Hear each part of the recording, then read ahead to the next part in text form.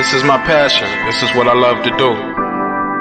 But some days, sometimes, I'm just like you, man. I hate this job.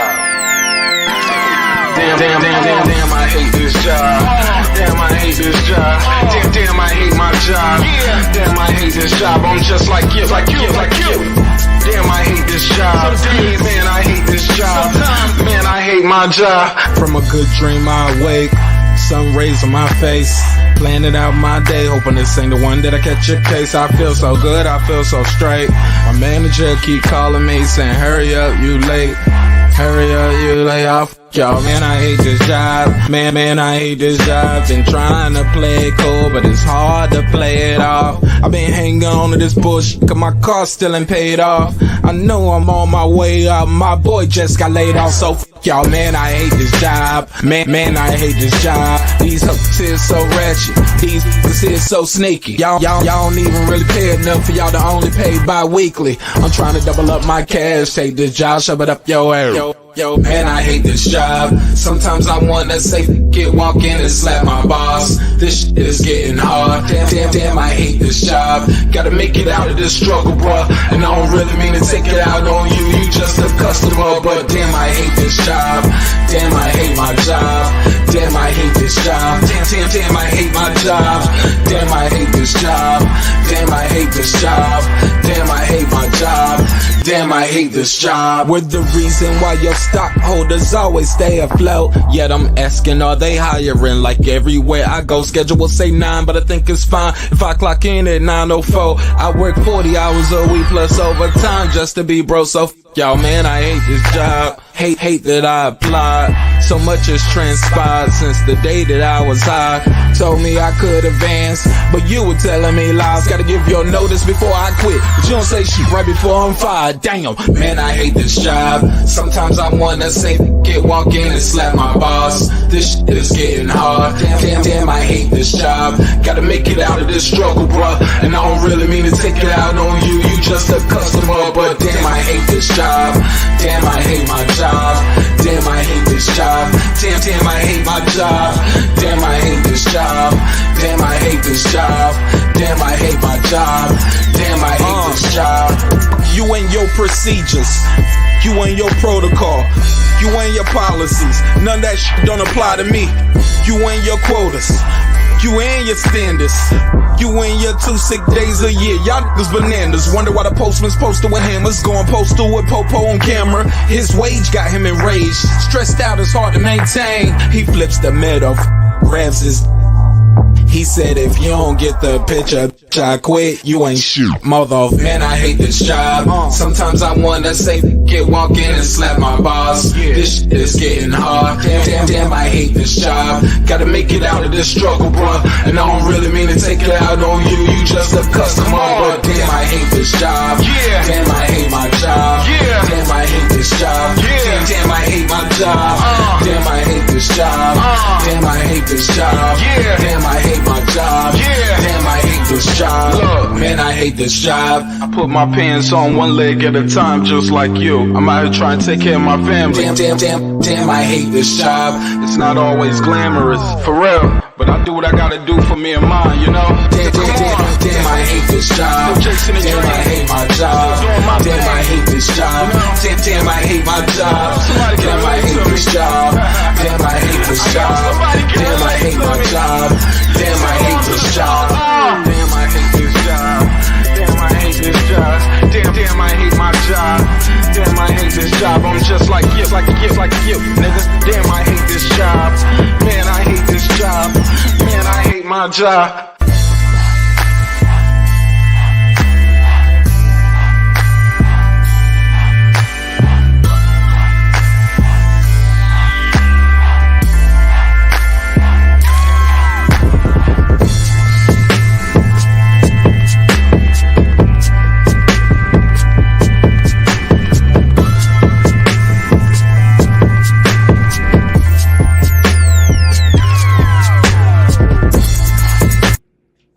The views and opinions expressed in this program are those of the speakers, commentators, experts, and/or the host.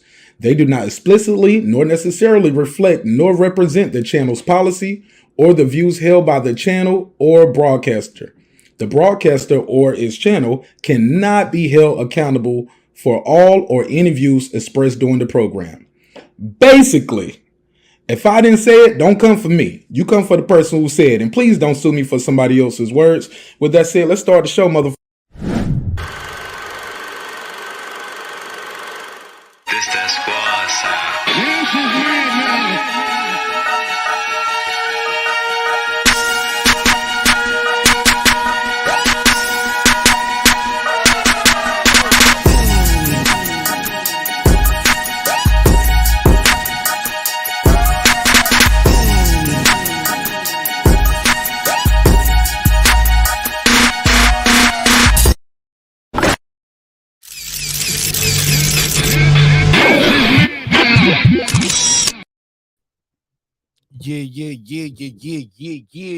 Yeah. What up, though? What's poppin'? What's happening? What's going on?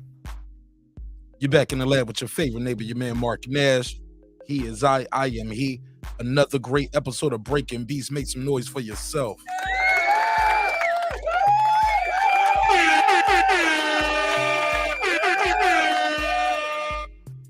How y'all feel out there? What's the deal, man?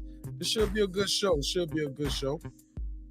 As always, it feels good to be back, man. It feels like it's been a long time since the last show. It was only Monday? Damn, it seemed like it's been a long time.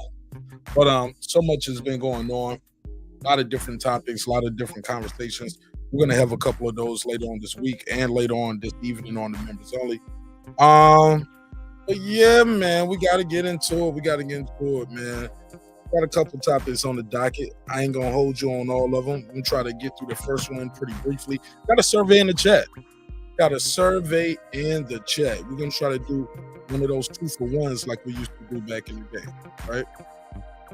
Got a survey in the chat. Shout out to everybody who's here. Got a survey in the chat tonight about passport men. Hello, you ever heard of that? They call them passport men. Yeah. He said some guys go out the country to find them a new boat, find them a new bae. So they tired of y'all American women and colonized, I guess, right? So we'll talk about it. It should be fun, should be interesting. We can get into that. There's no order of the conversations, no real order of operations. I dropped the link out there early because it is definitely a couple topics tonight that it's not me just going on a rant. So it'll be a group discussion. So it should be interesting. Bear with me while I'm talking. I'm still sharing out and blasting the link out. Let me do this. Before we do all of anything else, though, let me let you guys know. You see the title, you see the thumbnail. You know what we're talking about. Got a little boxing early on in the conversation. Which undisputed means more? And when I say means more, you know what I'm talking about. You know what I mean when I say them things. See the money. Talking about that bag.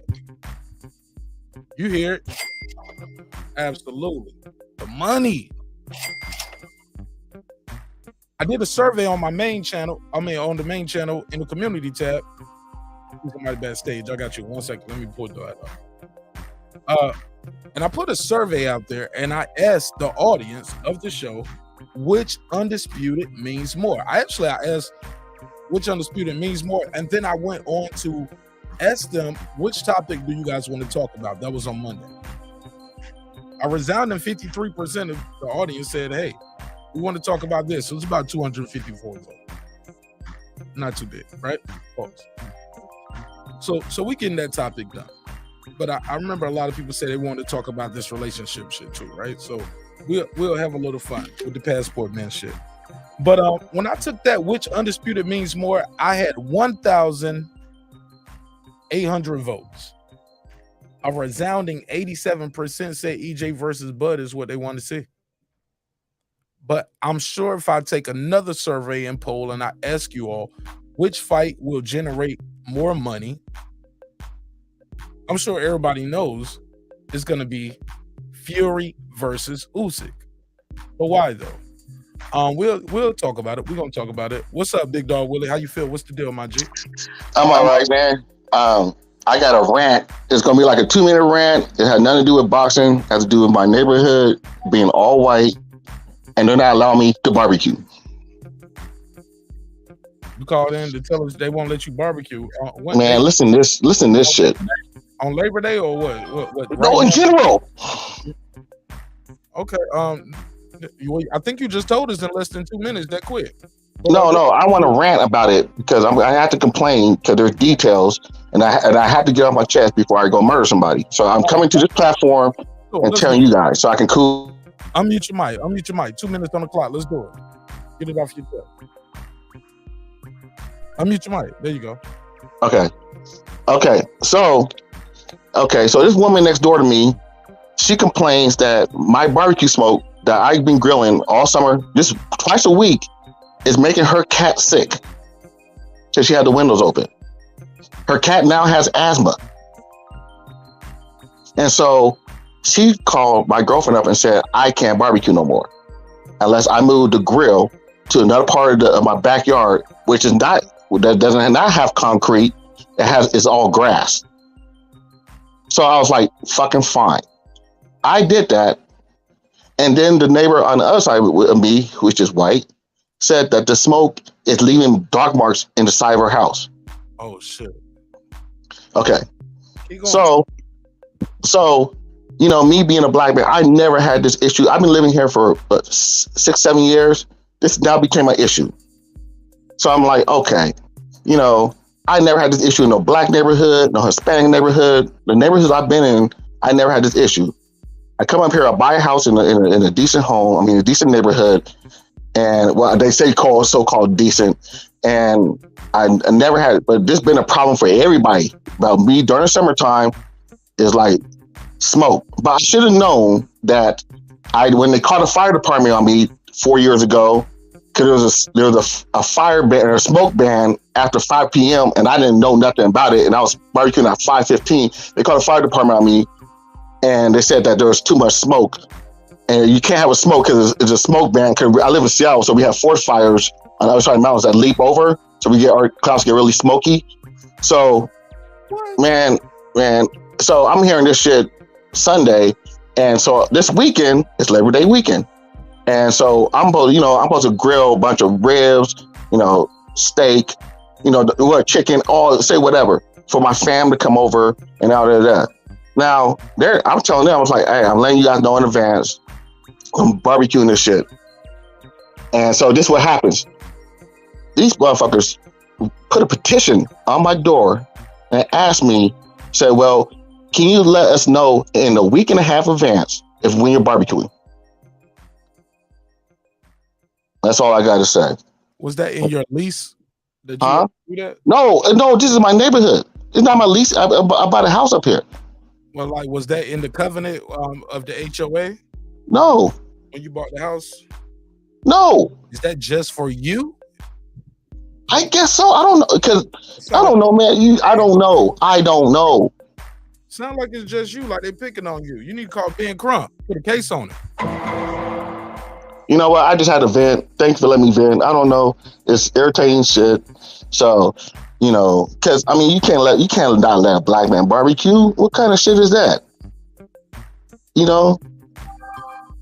I'm dead. No, you can laugh. I'm serious. I'm not laughing. I'm laughing now when you say don't laugh, but I didn't even equate it to being a black man telling a black man can't barbecue. I just look at it as like, okay, you got a covenant when you in the HOA. That what's shocking me that they couldn't just tell you that out the blue. Yeah. So and make it exclusive just to you. It's not for everybody in the community. No, okay. Everybody else cook hot dogs and shit up in here, or hamburgers, and their shit don't create that much smoke. So that's what it is. Yeah, but they use gas grills and not real coal grills and all that other shit. Well, anyway, man. Wow. That's crazy. You want to put them on blast? No, man. This is what it is, man. I don't know what the reason why. They treat me with respect most of the time because I work in the healthcare field. So I think that's when COVID came along, I was their best friend, Oh, But they now, needed you then, nigga. huh? They needed you then. No, well, they should be anyway. But the cat with the asthma thing that threw me off, and so yeah. With asthma. I never heard of it. Anyway, thank you letting me get my bars off. You know, and you know I had to get that off the chest because I'm hot about it. I'm trying to figure out. Look, let me change the gear real quick before I let you go. Let me ask you a question. The topic on the docket. I got 2 topics on the docket. You ever heard of this? What's going on with Crawford and Spence? Right? You know we want that fight. I did a survey. It's almost 2,000 people voted. 87% said EJ versus Bud is what they want to see the most. Right? Yes. Now keep in mind, all 4 guys are undisputed. You got a guy that came up in weight in both classes. One is heavyweight, one is welterweight. Both are glamour divisions in boxing. Both of those 2 glamour divisions, right? Why can't Spence versus EJ generate that type of money? They're not expected to get no kind of payday. Tyson Fury asking for $500 million. Why is that in your opinion? Because the heavyweight division, and I'll be very real, the heavyweight division is bigger internationally than is the welterweight division, and so that a lot of that money is going to come from overseas, not from America. So that's the reason why that money is big, and there's other dynamics involved, like you know, there are 2 white fighters. I don't want to put that in there because I think the Wilder and AJ fight would probably be bigger when they were both undefeated and supposed to fight. But it's the heavyweight division, and the welterweights. Most of the welterweights, to be honest with you, come from United States and Mexico. Oh, really? You said most of the heavyweights? Welterweights. Oh yeah. Right now, welterweight division, United States, Mexico. How many welterweights are from overseas that are good? Oh, I'm about to say ranked highly. That are good, yeah. Yeah, not that many, right? So it's not in the heavyweight division overseas been dominated ever since the Klitschko brothers for the last 20 on dinner, 20 years. And Wilder and AJ they're in there for like 5 years, but now they don't have the belts no more. So I mean it is what it is with that. All right. I just wanted your opinion on it. I mean, does that make sense to you? I hear you, but if people want to see it, people want to. I mean, it's a global sport. You can watch this. You can watch this shit from anywhere, and you can travel anywhere to go see it. Yeah, the fight, the real competitive fight, my opinion is Spence versus. Yeah. Sorry about that. Nah, that was me. My bad. The real competitive fight is Spence versus Crawford, and that's probably the better fight to watch and be more exciting. And there's more skill level, and they're better fighters just in general. I think they're better fighters than Usyk and Fury just on skill level wise. But you know, but we live in the United States, so maybe they think differently. Yeah, right. That's what I was about to say. We don't know because we're here, but it is going to be some kind of bias, though, right? Because we are in America, right? Yeah, bias, but you have to remember the welterweight division been popping, ever since in the United States since forever, you think about it in the United States and Mexico, you can't think of any Europeans in the, welterweight division and middleweight division besides Triple G, but I think he's suspect. That been dominating since like the 1960s. All right. Shit, I can't argue with that. What's up, Tony? Tony, what up?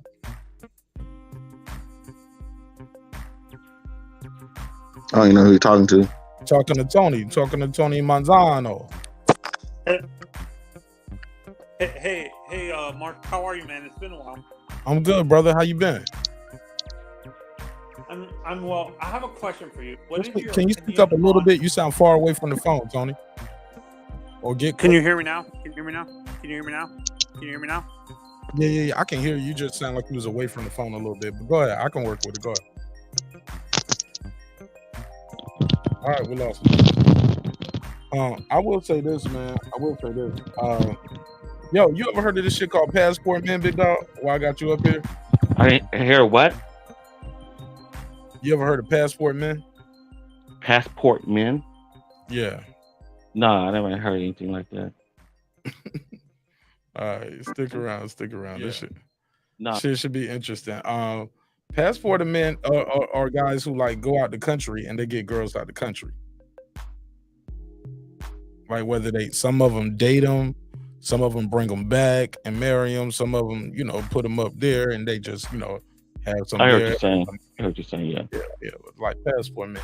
You never heard of it? Never heard of it? Never heard of it. Nah. No, I mean I know of it, but I never heard that term. Small hats. Yeah, man, there's some real shit going on. Yeah, it's real. You want to hear? I think it's a divide going on now because some ladies hear the passport man, and now there's ladies out there making videos, kind of bashing the guys who have that passport and go out of the country to get girls. So it's a lot of different things going on why guys go out the country to get their girls, but yeah, we'll talk about it though. I mean, there's a reason why. I mean, there's probably a reason why they do that. But I mean, just like the rich Saudis go out of their countries to get supposedly high quality American and European women, and there's a lot of reasons why men come out of this country to get women that they seem like is more desperate because they live in a different situation, like in a third world country, but just as beautiful, just as beautiful, and if not better looking, and will be more loyal because that's your culture. Really? Yeah. But loyalty, we don't teach loyalty in our culture, you think? No, it's a different type of loyalty though. It's like break it down. Like if you go to like, let's say, like I dated a number of foreigners, and I can tell you like, huh? You say you dated what? A lot of foreigners. Okay. And I can tell you that like a lot of them when they're down for you, they are down for you. And that's just the way that's how they're raised. And it's just more of it's more, it might be just sometimes might just be a male dominated society. Like if you're like in Saudi Arabia or parts of Africa or parts of Asia where the men just dominate the women are just expected to be their hand and foot, and they're gonna be loyal to you regardless of what it is. And sometimes it just be, a very different family dynamic over there or social dynamic that their women and their men ride for each other to the death. And if you go outside the country, because Americans and Europeans, they, it's not always like that. So, I mean, if you're a man and you want that loyal chick, and that's not gonna be, I need this, I need that, and and if you feel like, because not every woman's like, not a lot of women in the United States, not every woman in the United States is like that. I said majority of women in the United States are not like that. But why you can't say that? You don't know, you ain't met the majority of the women in the I said majority of the women in the United States are not like that. But you don't know that though. Or just money hungry? Yeah, you don't know that. So everybody, I'm okay, I'm generalizing. So let me go back on that. From my experience. There you go. The girls that fuck with you want some money. They ain't trying to fuck your ugly ass for free. That's what you saying. No, I'm just saying. I'm joking.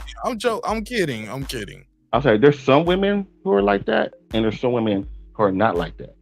And I happen to be with women who are not like that. There's been a few, but most of the women. Foreign women come over here to get a regular guy. You think they want an average Joe in America? No, they might want to ball up. There's some women. No, there's some women who do want. Nigga, that's small. Yeah. But then if they can make it, there's women there's women over there who are very desperate and they're trying to live for the riches. But a lot of them are just appreciative of you even showing them a respect, because those women over there, they're fighting for the riches and most, the man to take care of them. And you have an American man come over there, and he has just minimum of what you have, of what they have, or just they can provide a living situation for them so they can be comfortable, they're gonna jump on it. They're not gonna like, oh no, you only have 2 cars, but I want this guy would have 3 cars. It's not. I mean, I'm just talking from my personal experience. Me being with a woman from Africa, and I went back to her home country, and you know, seeing me being a girl from Mexico and back to her country. Those are, you know, that's what I see personally. I got you. Hold on real quick. I'm late to tell on this. I should have did this early. Before I introduce HOD, let me do a quick roll call on the members only because we got new members. Let me shout out the members. I'm supposed to start every episode off this way. I dropped the ball today because I still haven't blasted out the link all the way. Cooking with the Champ. Shout out to Cooking with the Champ. He new to the neighborhood. What up? Terrence Bailey Sr. What up? Which is On the Mic with Terrence Bailey Sr. What up? New Media Today, USA Boxing Coach Malachi Williams. What up? HLD, he's on the panel. What up? Cooking with Sir Senior. Congratulations to your newborn son. What up? Matty Yoel. What up? Bruce Times. What up? Brandon Washington. What up? Small hats.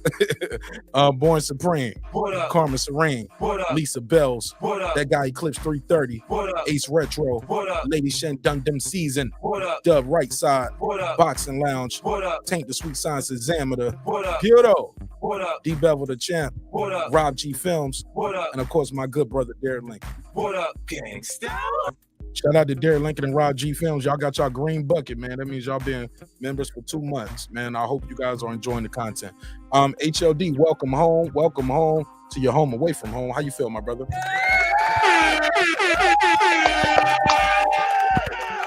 What's going on, Mark? Everybody on the panel? Everybody in the chat? What's happening? What's good, HLD? Got a couple topics on the docket. Jump in on anyone you feel like talking about. Got a boxing topic, and in the chat, I got a little bit of that messy shit going on. You know, I had to do some little messy shit in the chat, man. The boxing topic, real quick. I mean, what's it in reference against? As far as which one's more important, or which one is?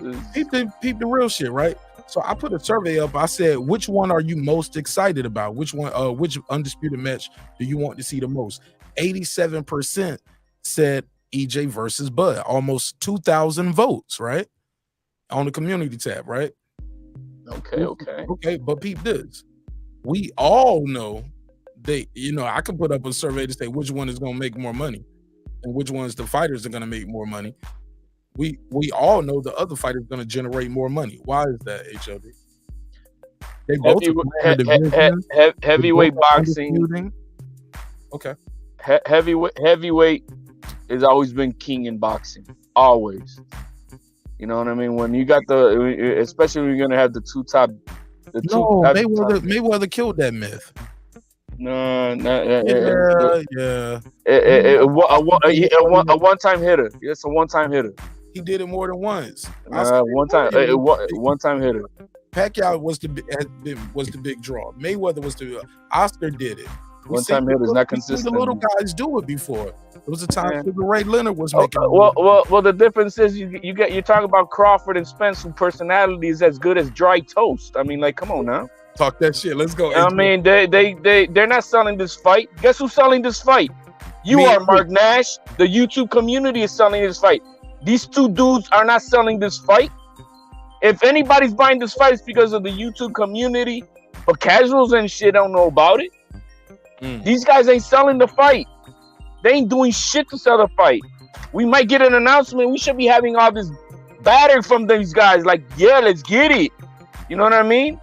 But no, we don't get that from them. It's the YouTube community, primarily, that we're always on, are the only ones who are really talking and making noise about this fight. But if these two dudes and then they shit on us. No, well, you know how that goes.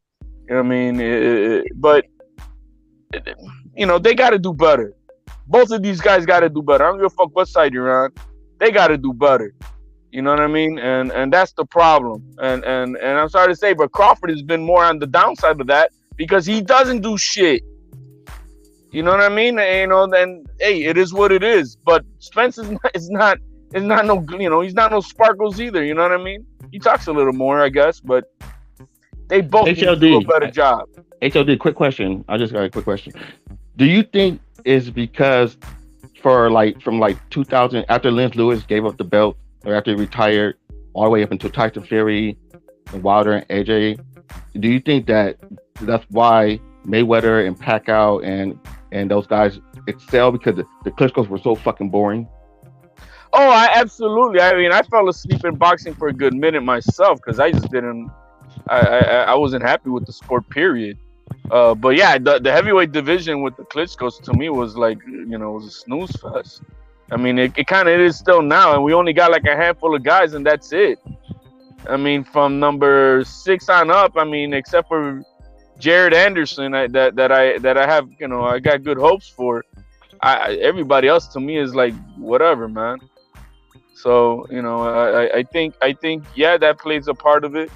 But still, heavyweight has always dominated the sport. It's what everybody mostly remembers are the names of the big heavyweights across the board worldwide. So but as far as which one's more important, I mean that's hard to say, man, because you got number 1 and number 2 in the heavyweight division really going at it. And we also know that the same thing with Spence and Crawford, but which one's more important? I mean, HLD, I think it's the heavyweight fighters itself. I don't think it's more like after Muhammad Ali retired and Larry Holmes came on the scene. That's when that's really when Sugar Ray and the Fab Four or the 14s and the middleweight and all those divisions started popping up really hard, and I think because Larry Holmes was boring, and then Mike Tyson came, and then Mike Tyson kind of took off from there. But I think the competition for Larry Holmes was kind of boring because Larry Holmes wasn't boring. Yeah, no, I wouldn't say I'm talking about the competition. I mean, Larry Holmes wasn't boring, but a lot of people. But he's not. He was the Muhammad Ali. So if Ali leaves, then you got Larry Holmes. So that's going to leave you a void because it's like Larry Holmes, not Ali. Right, we had a like a 5-year, from like 80, 85, and then these other crop of guys started coming up from 85 and up. Well, it was Tyson before 85 and up, and then it got to the 90s, and then we had Holyfield and Pro and all those other guys. Tyson came in and exploded on the division. Go ahead, Sir Senior. Congratulations again to the good brother, Sir Senior. Just added a new addition to his family with him and his beautiful wife. Let's all congratulations. Blessings. Wepa. What's the deal, my brother? Yes, sir, man. Congratulations, all y'all, man. Hey, look, everything's still working there, man. Hey, look, all the pipes still working. Yeah, most definitely. It's a joyous occasion. It's a joyous occasion. Absolutely, it's a blessing, man. A blessing. How much did your son weigh? 6 pounds, 13 ounces. Okay, so you had her in the salads the whole time she was pregnant. Something like that. Fresh fruits and vegetables. Salute, though. Congratulations to you and your beautiful wife, my brother. Talk to me. Which topic you wanted? Hey, somebody got that mic moving around a lot right there. Try to fix that audio. For the people who got their earbuds in, please. Try to get that audio tight. Was that you, Sir Senior? Talk to me. Oh no, I'm here. Okay. Talk to me. Which topic did you want to jump in on? We got 2 on the docket. I put in the chat the passport man. Yo, I'm telling you, if I ain't find yeah, he just woke up. But keep it brief. The pass. Oh shit, keep it very brief. Woo, those are some good lines, bro. He only want you. He want that titty and some milk. Yeah, that's what that's all he wanted for. Like, he always got me holding them unless he's hungry. But yeah, the passport man, like I said, if I ain't find my wife, I was thinking about it. I was like, dang, how I'm gonna get across this water? I don't like boats and I don't like flying. Oh shit! Oh, that's right.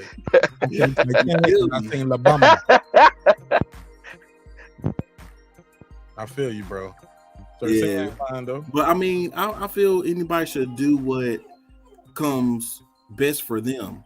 If you're going and if you're Asian and you're getting another Asian person, how are you going bad against your race? If you white and getting another white person, how are you going against your race? If you're black getting another black person, Latino getting another Latino, You don't have to get them from up the street. Oh, you mean can like if I'm black and I'm going to get another a woman from Africa or a woman from Brazil or she's from Cuba, as long as her skin looks like mine, it's not self-hate, is what you're saying. Yeah, especially if their culture is similar or the same. But what if it's different though? Is it like if a white guy goes to Haiti and gets a black girl, like is that self-hate? I think it might be a predator. It depends on his motivation. It might be a little self-hate in there. If she got the exact opposite, not a little different, but is that opposite of what you look like? Oh, hell no. It's a little hell no. Yeah, I don't think that's the case. Hell no, man. So hating bullshit, bro. Stop that, bro. Your fine woman is a fine woman, bro. Exactly. Period. Exactly. Period. So I don't buy that shit, bro. If you're falling in love because of some intellectual, thesis of some bullshit, I'm not gonna. No, man. I mean, you see a fine woman and she's a fine woman. You're not thinking at that moment about whether she's, Asian, no, you Italian. When you book your passport and you know where you're going shopping at. Exactly. Like when I go into the Gucci store, I know I'm looking for Gucci, not FUBU. Exactly. It's not like you walk through the mall and you bump into a random woman and she happened to be this race or that race. You purposely plan that out. Target a country when you say, "Hey, yo, I'm going to get me a girl from the Philippines. I'm going to get me a girl from Haiti." Okay, I hear what you're saying. Okay, now I'm hearing. All right, it makes it all right. Yeah, that part a little different. I want my girl to look like this. This is what I'm going to get her from. Yeah, I'm going shop. Picking them out of catalog. Yeah, I mean, man, the world is my oyster, man. You know what I mean? Whatever comes, we comes, bro. Pause. But yeah, pause. Pause again, granddad. Come in this bitch. Hold on, HOD. The show just got started, man. Damn.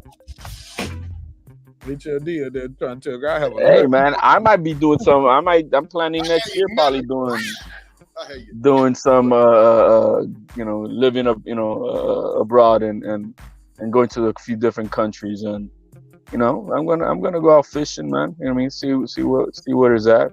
Thinking of going to a little bit in Jamaica, a little bit in Colombia, and a little bit in Mexico. We're gonna see what see where it's at. But that doesn't mean necessarily about looking for a woman, because love is not something you just target, man. It just if it happens, man. It just you can go to any country, doesn't mean you're gonna find it. You find beautiful women anywhere, but somebody got a jacked up mic. Yeah. Hey, Big Dog Willie, that's your mic. That's your mic. Mute your mic, Big Dog. When you ain't talking. Yeah, okay, yeah, that was Big Dog Willie in the earpods.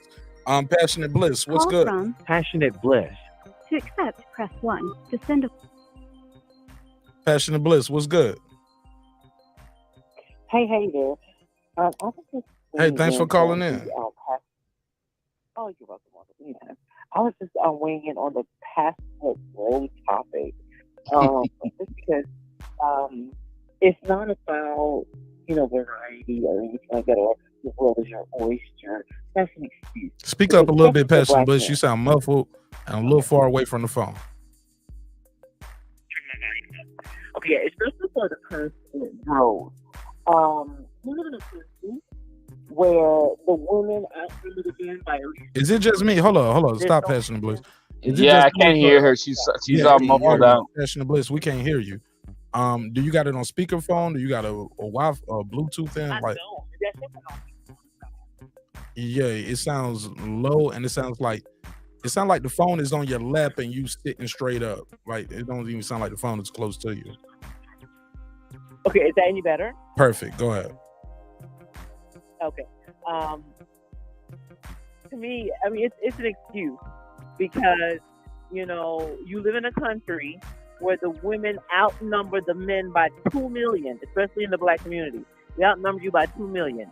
There's no reason why you can't find a suitable woman here. You should not need to have to travel to another country to find a woman unless she suits you.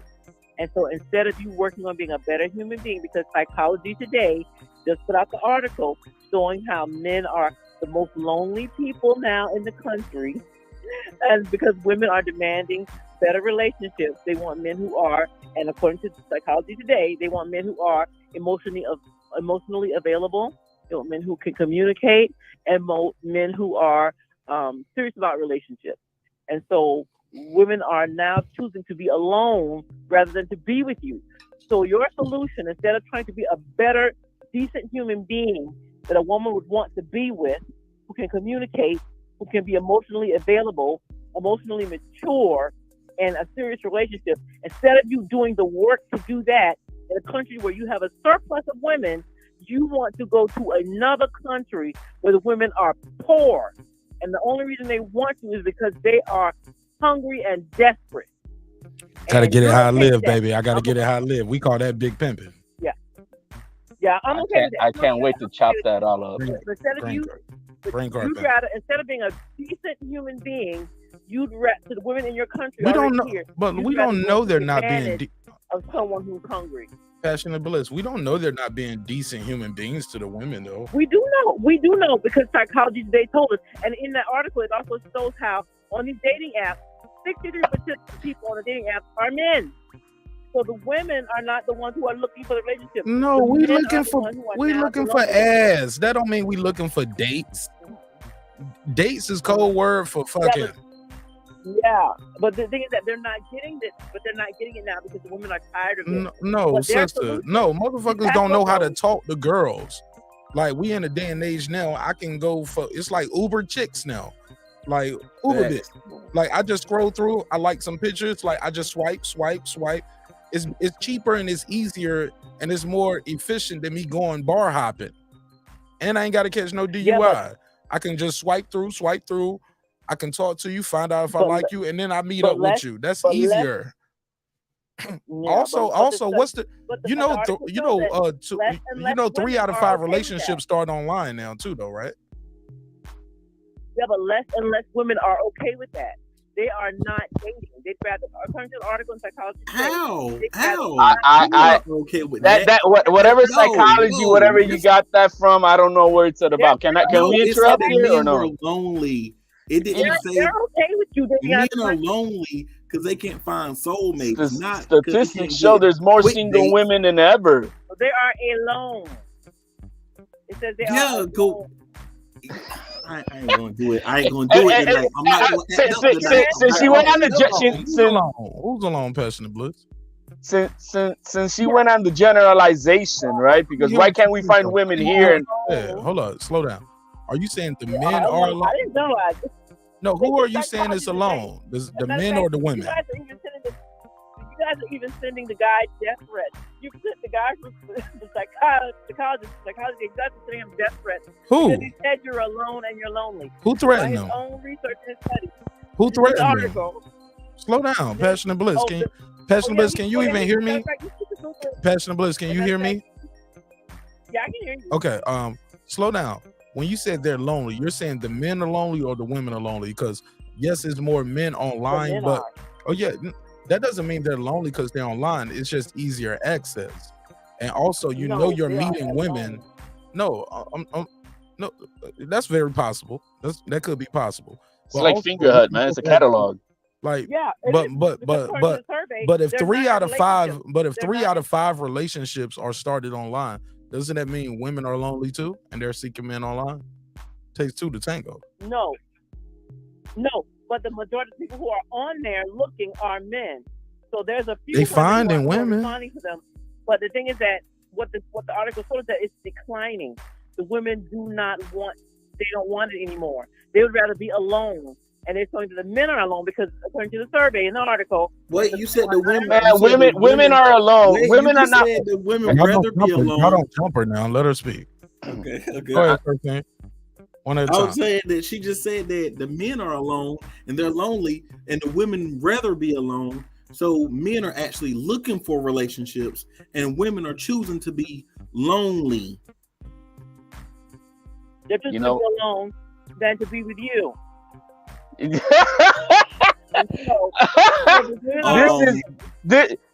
This sounds very feministic bullshit to me. I'm sorry.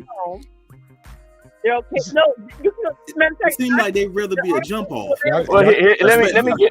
Y'all got to let her speak Put it too in your now. search engine. Y'all jumping all over Put each it in other. your search engine. Psychology today, men are lonely. Just put in your search engine. Psychology today, men are lonely. Put that in your search engine and see what comes up. You can read the whole article yourself. That's It's one there. article I though, didn't make it up. sister. That's not I everybody. didn't make it up.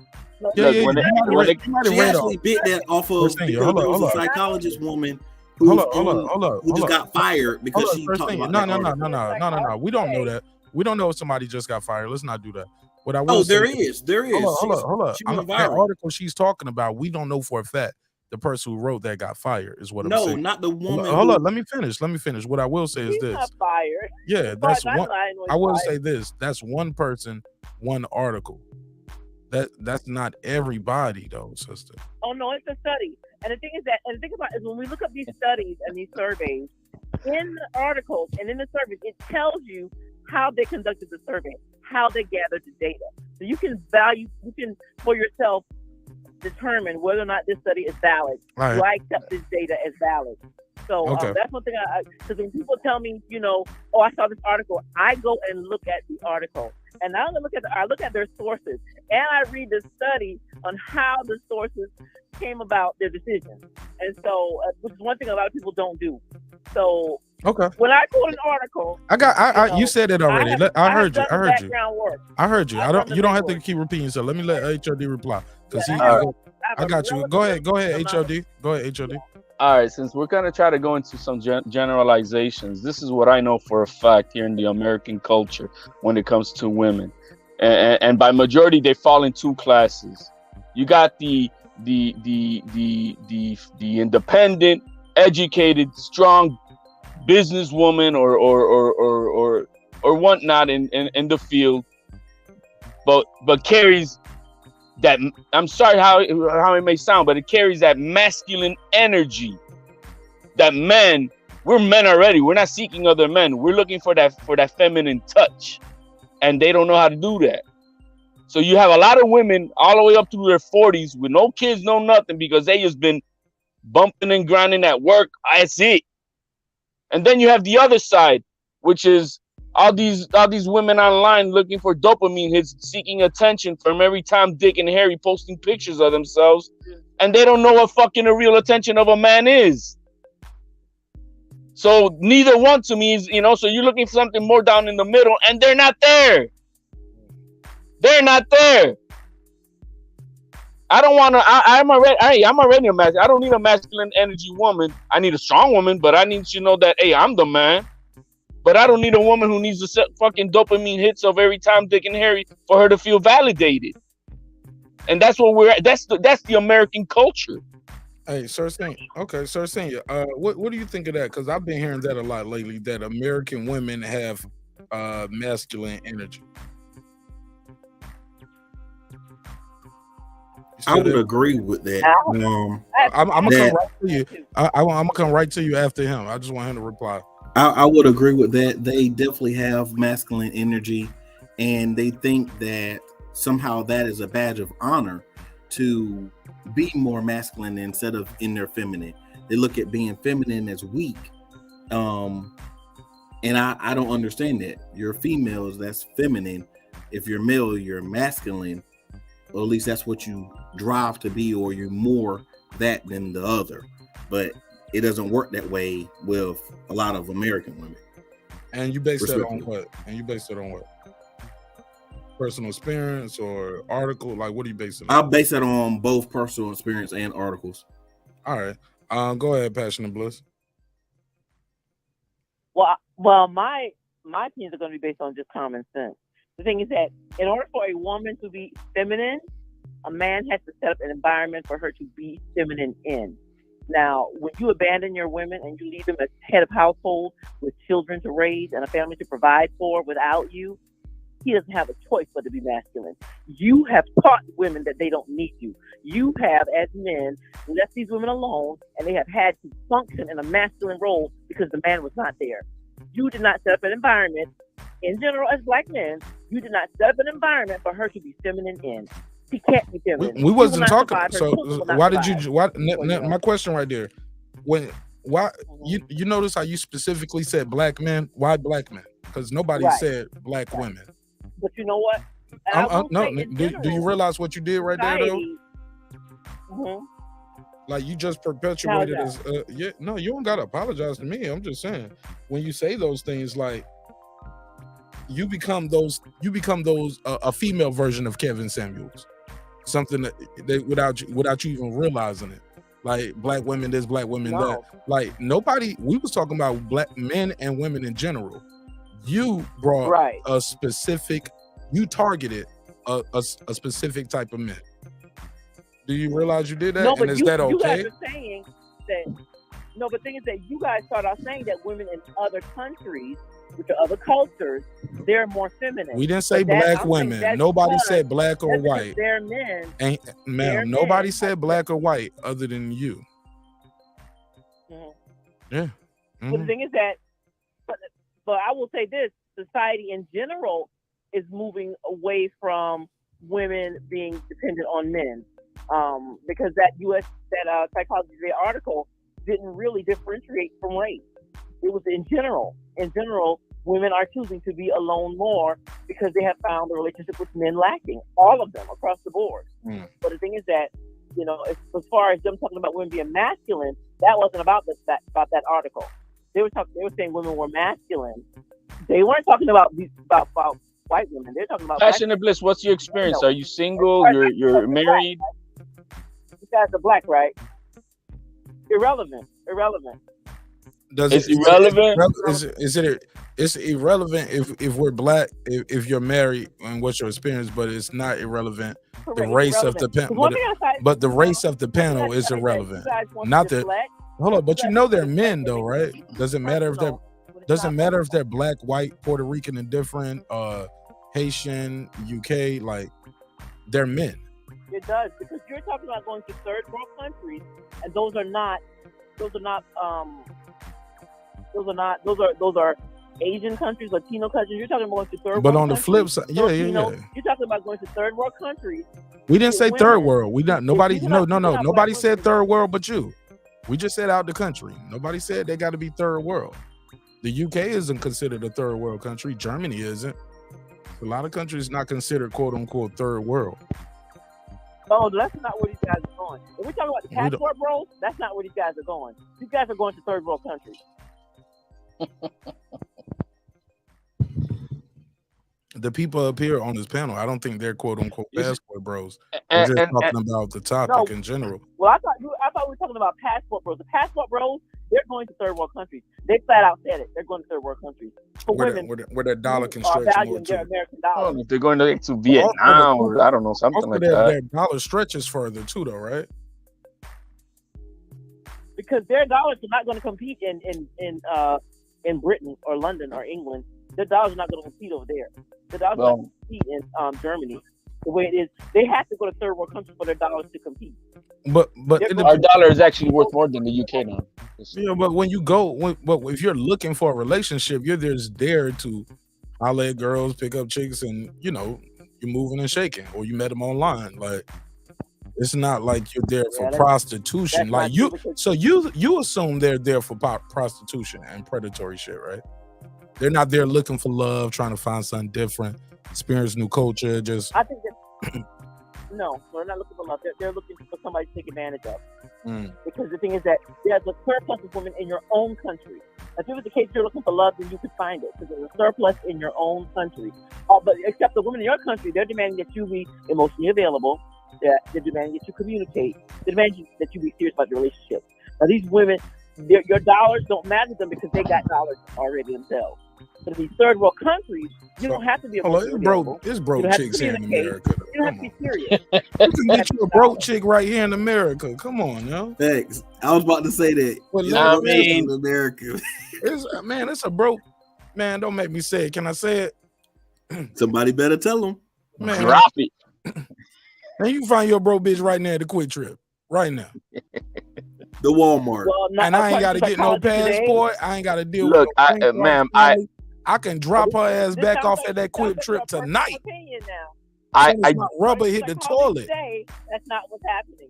Even the broke girls don't want you. According to psychology today, the women are choosing to not date you. They'd rather be broken alone than to date you. A broke bitch telling me no got her priorities wrong. And shame on her. I mean, yeah, I said it. Put a case on it. It's granted who that down free money and you're hungry. I wish I would. Remember, these women are hungry and starving, right? So who turn down free money if you're hungry? Right. Seem like you want to be hungry. For change. Telling me I ain't cute. Well, that blanket ain't cute out here sitting outside in the snow. Like you want to get in the heat? You want to feel this? You want to feel this heat in this Camry, or not? Yeah, but it hits different in a third world country. It's gonna hit different in the third world country. I mean, it always hit different on vacation. You more adventurous. Oh, never mind. She was talking about something else. You'd rather spend your money to go to somewhere else than to be a decent human being to the women who are here in your country already in a surplus. Instead of you being decent to them, learn to communicate, learn to be emotionally available, and to be serious about relationships. You'd rather go to a third world country than to do all that. Maybe she won't do all that nagging because she know I can send her ass back home. A lot of well-educated women who are in power positions in their jobs are very dry toast themselves. They're not emotionally available. Right. They're not available for love and hip hop, homie. They want to be some shit they seen on TV and Instagram. They not, because they've been just grinding at work. They don't know what the fuck love is even about. They don't. I know that firsthand.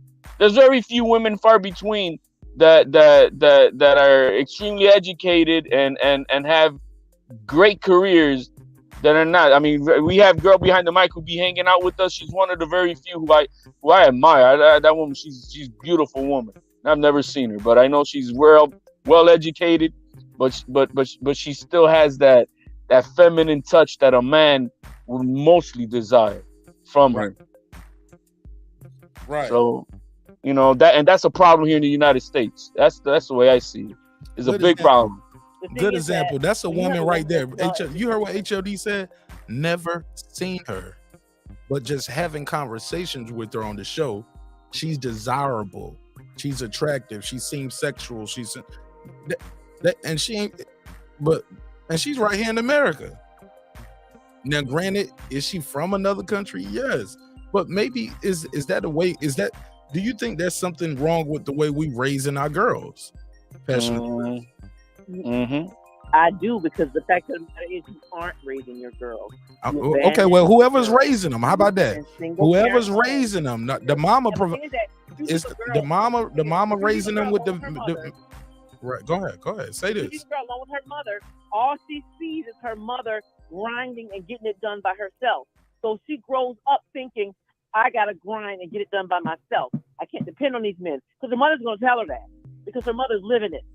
So you can't say that, blame it on them when you're the one who's abandoning them. No, ma'am. We have a lot of women that grow up here in American society, and we're taught women be independent, go, get it by yourself. Like, that's the American way. Go out there. You can do it too. You can be president.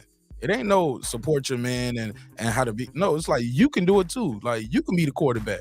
You should play in the NFL. You should play in everything that men can do. You can do it. That's our country is structured. It's not about just the man being out the house. That's called women's suffrage. Those are things women fought for in this country, and men supported it, and men signed that for women, and women were there too. So it's the country. It's the but like, even if you have a woman in the house with her dad, like, that girl still wants to. She's not taught to how to be a good wife and be a good person. She taught how to go get money, take care of the family business when I'm gone. That's what she's taught. Or am I tripping? No, that's not correct. Not for all right, break it down. All cultures, not for all the cultures in this country, because the marriage data shows the opposite. These other races of men, they're marrying their women. Our men are not marrying our women, and so. Even though these women have careers, because the most educated people in the country are white women.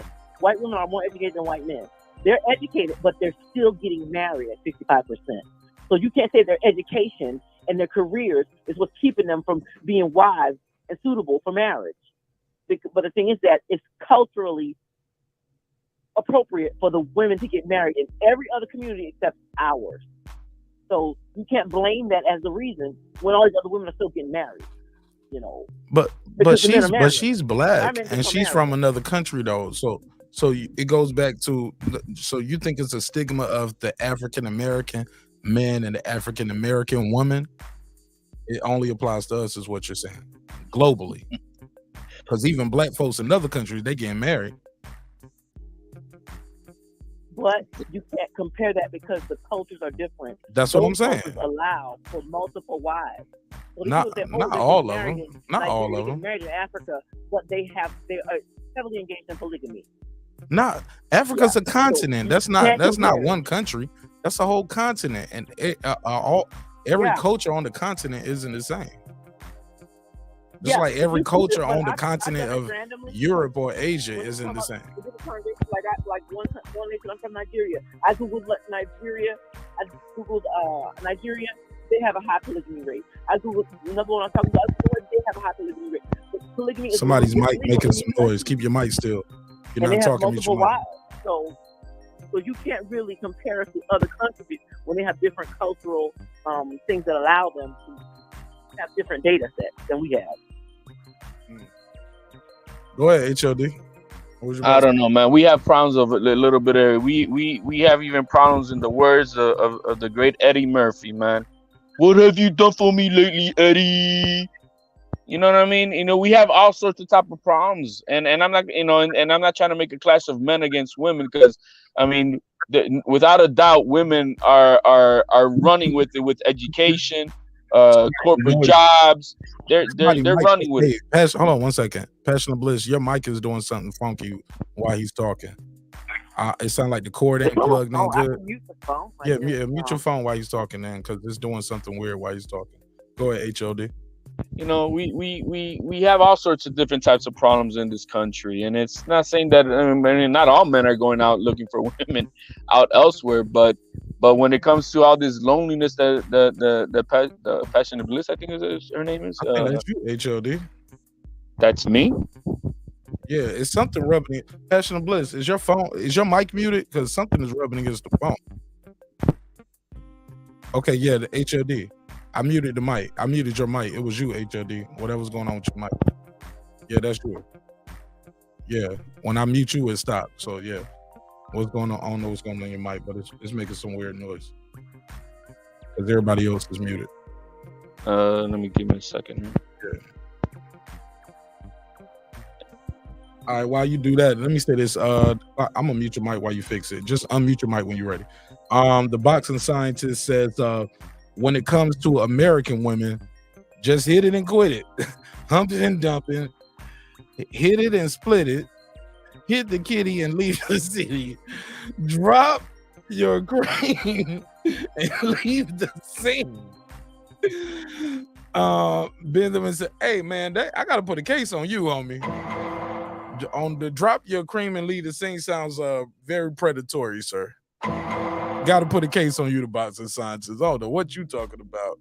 That nigga, well, you can't talk about flee the scene when you talk about having sex with women. I'm sorry. It never heard of it. No. You got to get him on camera or record his son saying, well, thank you for the good time and the $200. Like, make sure you get that on camera. She took the money. She had a good time. I'm joking. Okay, I went too far. I always go too far. That's what they tell me. Sir Senior, HOD, Passion and Bliss is in the building. Also, man, I had a little boxing talk. We're talking about can I say it, Sir Senior, HOD? Can I say it? Y'all want to see the niggas fight, but y'all gonna pay the white boys more. I'm joking. I'm joking. But you know, I gotta give them a little spark right there. I gotta give them a little spark just to make them mad. Yo, Mark. If Spence and Crawford had your personality, this fight would be selling over 1 million. All right. Yo, that's all. Hey, look, if one of them was to go live tomorrow and say that the fight itself crazy, he'd be like, I want Tyson Fury money. Y'all want the niggas to fight, but y'all gonna pay the white boys. Man, this shit'll go crazy, man. They be like, yo. Nike will give him a Colin Kaepernick deal. Motherfucking Terence Crawford be selling Nikes out here. I got Nike gloves, got Nike hand wraps. Okay, I went too far again, right? I always go too far. I mean, I agree with you though. HOD, Sir Senior, I gotta say that shit for members only, huh? I can't tell them. Yeah, that members only. Yo, I'm trying to stay muted because you know I jump out the window on it. I'm just saying, like everybody say they want to see this more, but we already know, man, this shit ain't even about heavyweights because we seen other heavyweights fight for a title. Facts. Let's keep it real. Usyk's such a magnanimous personality. I was just doing a mic check. Passing it around. She said, I don't know shit about no boxing.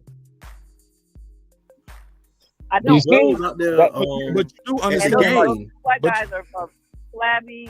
They look slow. The two white guys, the black guys, they're fast. They're moving quick. You know you're gonna see something good when you watch them. These two white guys looking flabby and slow. Nobody want to see them fighting. They don't, but they gonna get paid almost $500 million. These niggas right here fighting to make 20 between the two of them. Facts. Between the two of them, they trying to make 20. They talking about they want too much money. And they like, we can't afford it. They said, y'all niggas ain't gonna buy pay-per-view. Y'all gonna steal the fight. Well, we gonna steal the other one too then. I'm definitely not buying that Fury fight. Either I ain't gonna watch it or I'm gonna watch it on YouTube. 2,000 votes, bro. I got 2,000 votes right here.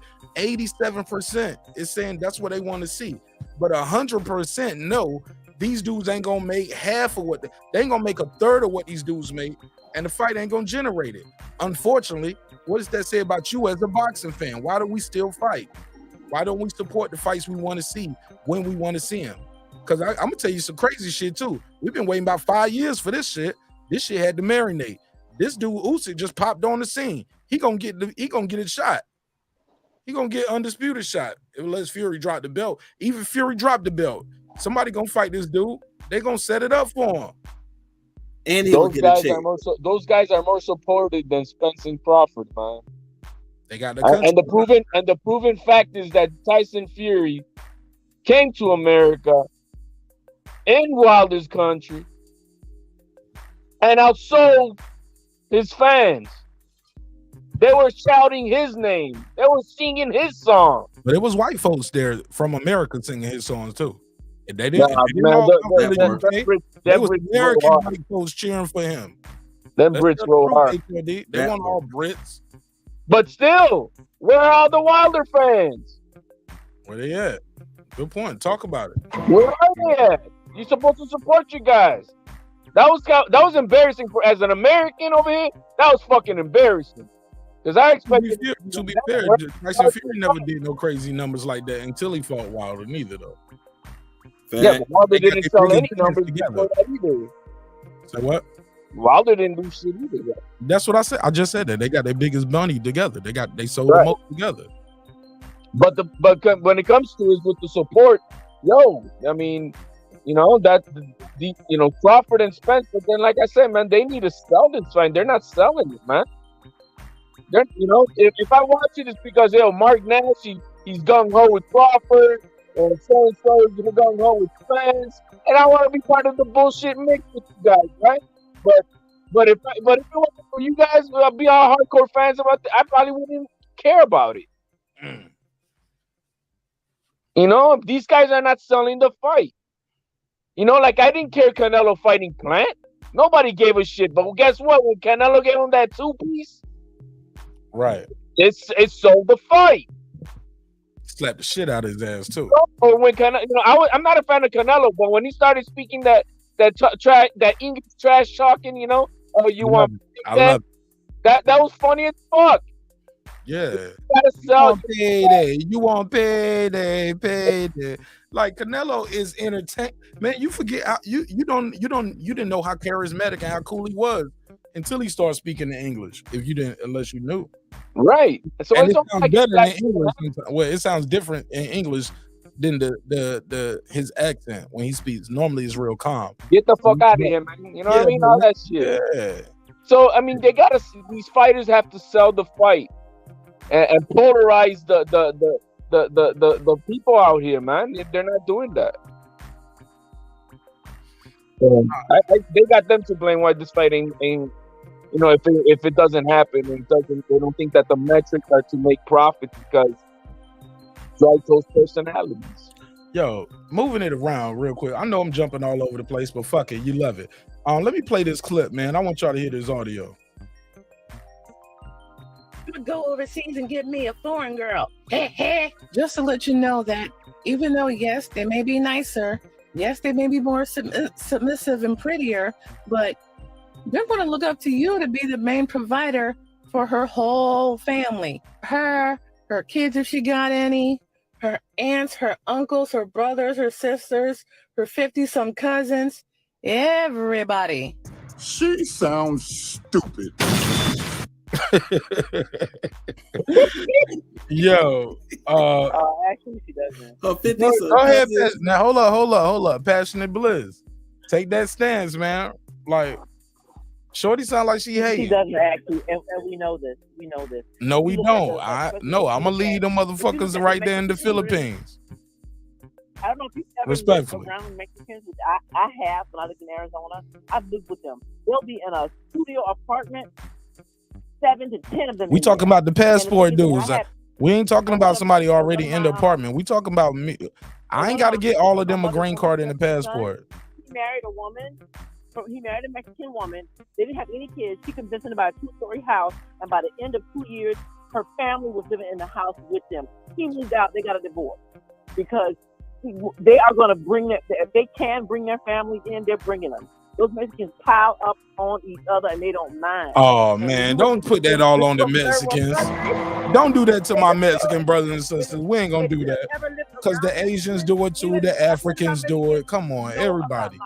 Hold up, but sister, that's sister. That's not exclusive to the Mexicans and the Latino community. That's immigration. That's people from different cultures. Period. Like if you go and live out of country, I guarantee you will link up with some motherfucking Americans, and y'all will stick together. Y'all will be tight. I'm telling. But if they your cousins and your family, yeah, man, that's just human nature. You're gonna link up with your family, your friends, your cousins. Like that's not exclusive to Mexicans. Like, and I know because I've seen it firsthand in business that I did. I seen it with people from the Asian community, not just Chinese, neither. I see it with Vietnamese people. I've seen it with Koreans. I've seen it with people from Japan. I seen India.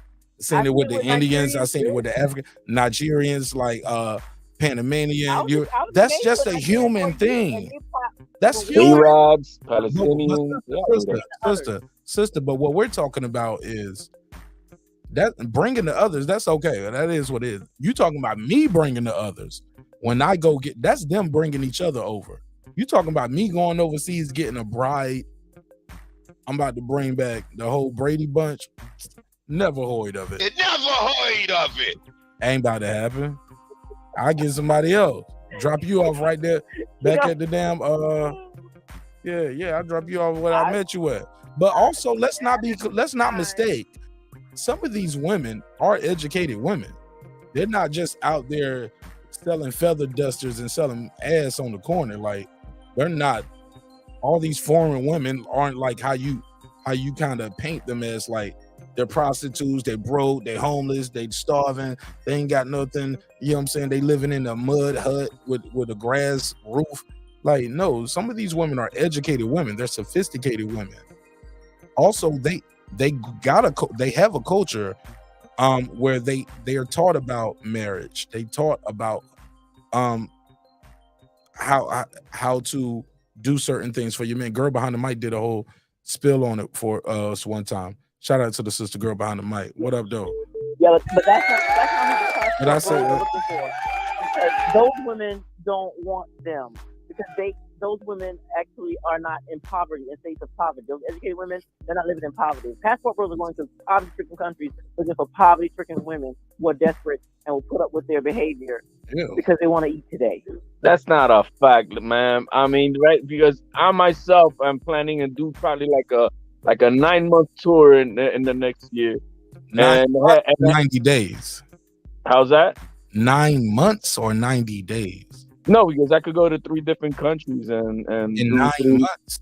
You're gonna be gone for 9 months straight. I would probably go 3 months in one country, go 3 months in another country, and then go 3 months in another country. All consecutively before coming back to the US. You're just gonna be gone.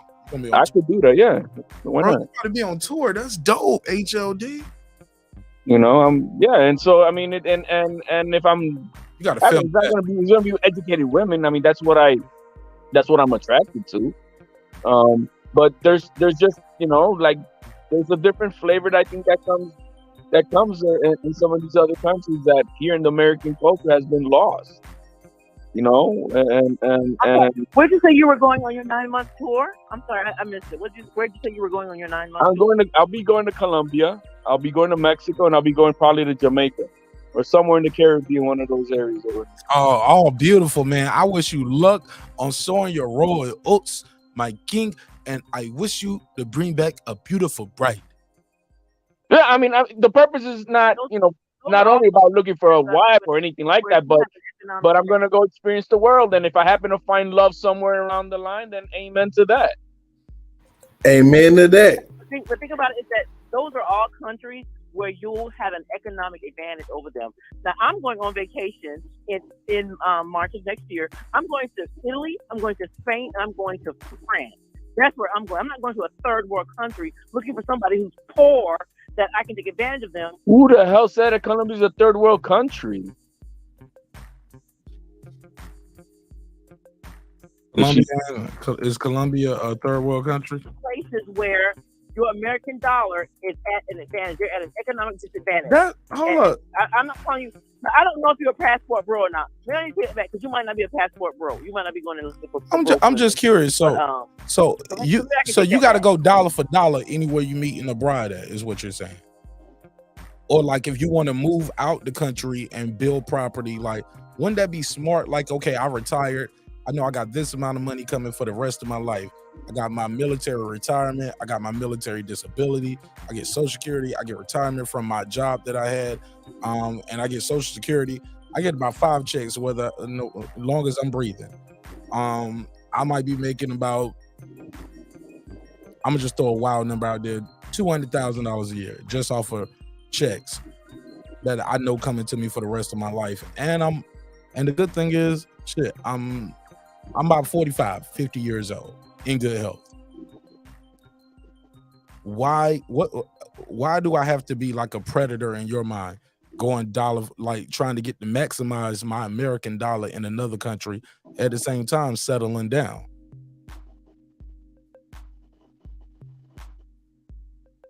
Because my thing is this, is that number one, there's no shortage of women in your own. No, we started with the money though. Like the money, the money though. My money over there, I'm a millionaire. Over here, it's just 250,000.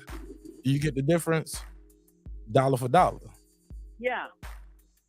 And the thing is that what you're looking for is to be economically superior to someone else, so that they have to tolerate your behavior. Because the women in your country, I just want to own more. I want to be rich one time in my life. Third world country where you can exploit with your American dollar. Man, I'm not exploiting that. I'm exploiting their poverty with my American dollars because I want to buy what. That's called capitalism. Like, okay, over here I can't own shit really. I got a house, I got that, and I can pay bills. I can pay bills for the rest of my life, and I can live comfortable just paying bills, having a house, got a little yard, blah blah blah. But in another country, I can have a bigger house on the beach, still getting my money. Like, and still meet an educated woman. Still with an educated woman, because the woman I'm gonna meet, because the chick I'm gonna bring in here, she's gonna be able to speak English. She's gonna be able to speak that language, and she might be able to speak Spanish and Chinese and something else. Might be going to school to be a doctor. Who knows? And I just pluck out of school, like, you know what? Just come over here and be with me on the beach. I'm old. I only got about 25 years left. The first 50 in America kicked my ass. That first 50 in America was a motherfucker. I only got about 20. Yeah, this is called maybe 10. Yeah, this is called call fantastical thinking. Because if you're going to You damn right. I'm dreaming big right now. All my dreams are coming true. We're talking to you on YouTube right now. Is not going to be an educated woman is not going to be impressed with that dollar because she has the capability of earning that same revenue for herself. Man, that's fine. I'm gonna impress her with so many other things. I believe me. Impoverished women. Hold your thought. Let me do this super. Educated women in their own country. Hold on, sis. Yeah. But with me, if she, no. But look, I'm foreign. Need you for your dollar. No. But sister, that's fine. I'm gonna let you know something. People like things that are different. It's exotic to them. It's exotic. The same way we like women with an accent. People like accents even here in the country. You'll hear people say, "Oh, she got a nice New York accent," or "She got a nice country accent," or "She got a nice a Latin accent." I don't know where she from, but I can hear it's some Latin shit in that motherfucker, nigga. Like, oh my god, nigga, it's about to be some tacos around this motherfucker week long. I'm not even visiting my island, bro. Hold on, let me do the segue. A 10, a fucking 10. All right, this is my boy Juan, aka Epoxy Magic. He said, I will be in Ghana with my girlfriend that is from Ghana, visiting her family. When we go into Greece, I met her at UNC. Met her here in America. How about that? And we've been together since. Ghana. I'm from Mexico. Is that in Mexico, right? Okay, I'm from Mexico. Or does he mean Michigan? No, Mexico. He means Mexico. He meant Mexico, right? All right, Yep. I'm from Mexico and she's from Ghana. Love is motherfucking love. Passionate bliss. Stop being a hating ass bitter. No, I'm joking. He ain't say. I'm joking. Passionate bliss. He ain't say all that. No. A 10, a fucking 10. He totally dismissed your point. He didn't go overseas to find sister. Hold on. Listen, he didn't go overseas to find her. That's a passport, bro. Correct. He met her at college. Correct, and that's my point. That's bad. Going to a third world country, he met an equal. He was at UNC and he was at UNC. He met an equal. He didn't go to a third world country. She didn't go to a third world country. People are equal. Hold on. People are people, though, sister. He met her on equal ground at college. In education. So what's wrong with that? That's proof. But hold up. But you will call him a passport, bro. Are looking for other educated people. They're not looking for somebody that's inferior to them. No, but his point is no. His point is love is love. You can meet, ma'am. He's a Mexican dude in America meeting a girl from Ghana in America. They from two different cultures. They were on equal footing when they met. They were on equal footing when they met. No, but that disproves your point though, because you were saying a guy who's going overseas is looking for something crazy, something nefarious.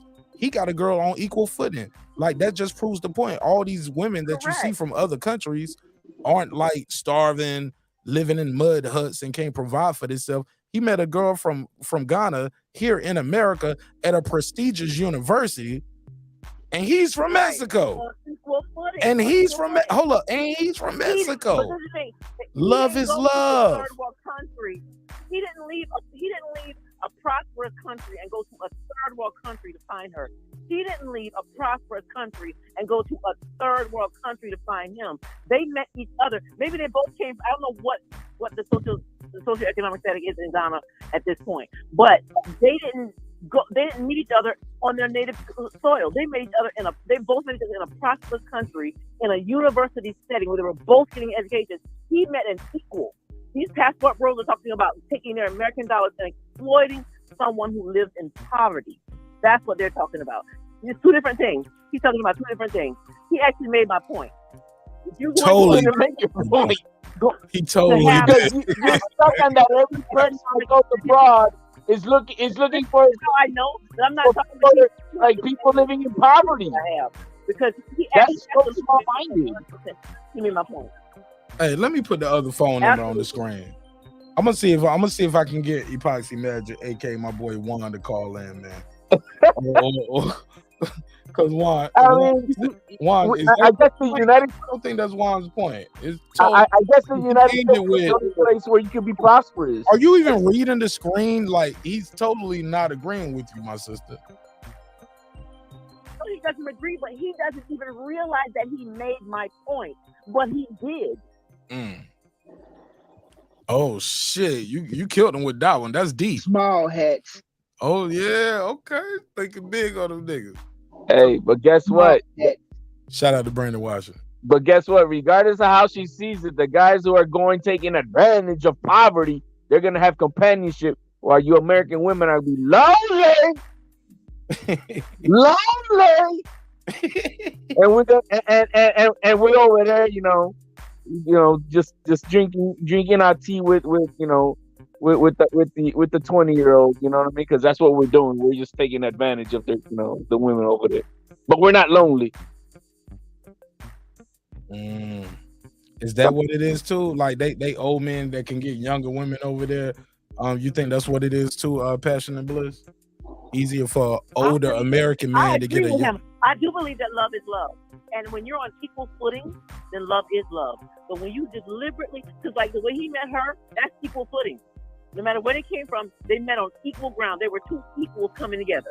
If you are leaving a country of plenty, when you already have a surplus of women, we outnumber them by 2 million at least. You already have a surplus of women. You're leaving a country of plenty to go to a country in poverty to look for women because they're desperate to eat today. Then you're not looking for love is love. You're looking for somebody to victimize. You're Just somebody man, but we could do that here at Sugar Daddies. I mean, what are you talking about? I mean, the same thing could happen here. If I want to go fast and I take care of her. I mean, hold on. You let him speak on this, because I think he's about to say something dope, and it seemed like she was about to jump in and say, "No, you can't." When we already know that's a real thing right now. So let him get your bars from HOD, and all I'm saying is that this thing, this concept that she's saying that I was going to take advantage, that could happen here. I could find me a girl who barely got a damn GED, maybe have a nice fine ass booty, can't spell shit, but still I could take care of her, and I got my piece of A on the side with me, right? I mean, that can happen here. We all know that. It happens now. Exactly. So then, there's no difference about equal footing and none of that. It happens here every day, all the time. Yeah, and actually, it's been happening since the beginning of the time. Like, yeah, the secretary. Come on, that happens all the time. That's not the case. I let the sister reply, and I got another clip we can respond to after this. Bless, you there? Oh, you want me to respond? Okay. I mean, yeah. I'm trying to give you your time to get your bars up. Yeah, I hear him saying that he could do it, but the fact of the matter is that times are changing. Women don't need that anymore. Black women are becoming more educated. White women are the most educated group in this country. Black women are getting more educated. We're out educating the men. Now we're out earning the men. That's not as viable of an option here now as it used to be. It's not the same anymore. We're not talking about just black women. We're talking about all women. They're showing you they don't need you. They are withdrawing from you. Psychology, they already told you they don't want y'all anymore. That's why you're leaving, because they're not willing to put up with what you're doing. That's why they're willing to go outside the country, because the women here are showing you and telling you that they want you to be emotionally available. They want you to be able to communicate. They want you to be serious about the relationship, and they are stopping dating you across the board. Stuff is not working. Hold on, no, I got they a clip. don't need sugar daddies anymore. They don't need it anymore. Okay, well, what I would say is sugar daddies are alive and well, and it's been around. And that's not true, Passion and Bliss. Like that sugar daddy shit and that tricking off, it's still there. Everybody knows that. It's still there. That's why certain TV shows are still out there. You can just look at the girls and look at the dudes they was with. We're like, oh, yeah, he was tricking off. Like, yeah, it just be like that. But give me your take on this clip. Let's go. Oh shit, let's take it from the top. Hold on.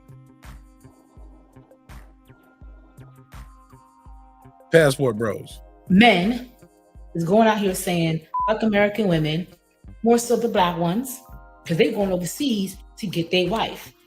We're too annoying in America. We want too much money. X, Y, and Z. All right, cool. Yo, stay with me on this. First of all, I just want to point out the obvious. Like, okay, I won't point out that. We just had a conversation. Let's do that. This video is specifically for women in other countries. Thailand, Vietnam, anywhere in the fucking Caribbean, India, wherever you at besides the United States. Passion Bliss, you with us so far, right? She's on point. She on point, right? Oh wait, I'm sorry. I actually wasn't listening to what she was saying. Oh, for real, Passion Bliss. Passion Bliss, I need you to hear this. I need you to hear it, and I need you to hear it well. Okay, rewind real quick. I'm listening. Rewind real quick. Nah, I ain't rewinding. Stay with me from here on. I got you. What? The best is yet to come. You ready? You there? Hello? Oh yeah, I'm here. I'm listening. Okay, HOD. Okay, cool. So she muted when you're done. Damn, I think I lost her right when she said, "Yeah, I'm here listening." HOD, you watch it? Yeah, I'm here.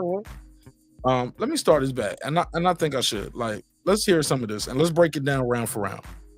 Men is going out here saying, "Fuck American women." She started off with men is instead of men are. I'm sorry. Sometimes I'm a stickler for the grammar.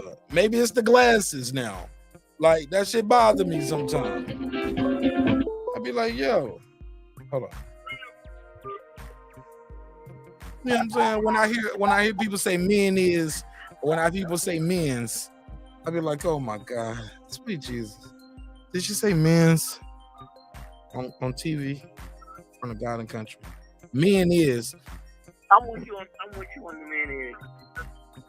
I'm like, damn, baby, like, don't do that. Like, okay. All right, cool. I'm gonna be fair. I'll be fair. But let's hear it. More so the black ones, because they're going overseas to get their wife. We're too annoying in America. We want too much money. You doing a video right now, being annoying as fuck. Like, unless you have a target when you're talking to right here. Like, I don't get this, but we're cool. I'm cool on it. Let's X, Y, and Z. All right, cool. This video is specifically for women in other countries. Thailand, Vietnam, anywhere in the fucking Caribbean. Let's start with it. It was a little disdain right there when she talked about the Caribbean. You see the eye roll? Thailand, Vietnam, anywhere. Look how she looked up. Anywhere in the Caribbean. There's a little hate going on right there, HOD. I don't know, man. She talked about those Ricans too, I guess, man. Yeah, put a cape on her. Super hate. Yeah, the motherfuckers who got that hair that you guys are glued in right now, respectfully. I'm just saying, it is what it is. Put a case on it. Facts. I ain't mad at it, but don't get mad at the originator. You got a Brazilian weave in right now. Probably mad at Brazil, but whatever. We'll talk about it. Let's get to the worst part. We're in the fucking Caribbean, India, wherever you at besides the United States. I've done this video before, but I'm not gonna waste your time and resources for you to come like search for this shit. Cause you know we ain't checking for this bullshit. It never heard of it. Never heard of it. She said, I ain't gonna waste your time and resources. We'll tell you where to find my whack ass video. She lacks confidence. And nobody answered. And nobody answered. Oops. Slipped up and told the truth. Nobody answered. You know anybody was checking for her bullshit ass opinion? Where her damn okay. Where damn Claire's necklace and earring set? Come on. We're gonna try this. You're wearing silver earrings with a gold necklace. Again. Here we go. Now, Passion of Bliss is like, Mark Dash, you're being a little asshole right now. You pause. But you're being an asshole. You're not being nice to the sister. Let her talk. All right, I'm gonna let her talk. Because apparently it don't cost much. And how they presented it, they damn sure ain't using no motherfucking money. It ain't no Benjamins, no Frank, no what? Abraham Jackson. What?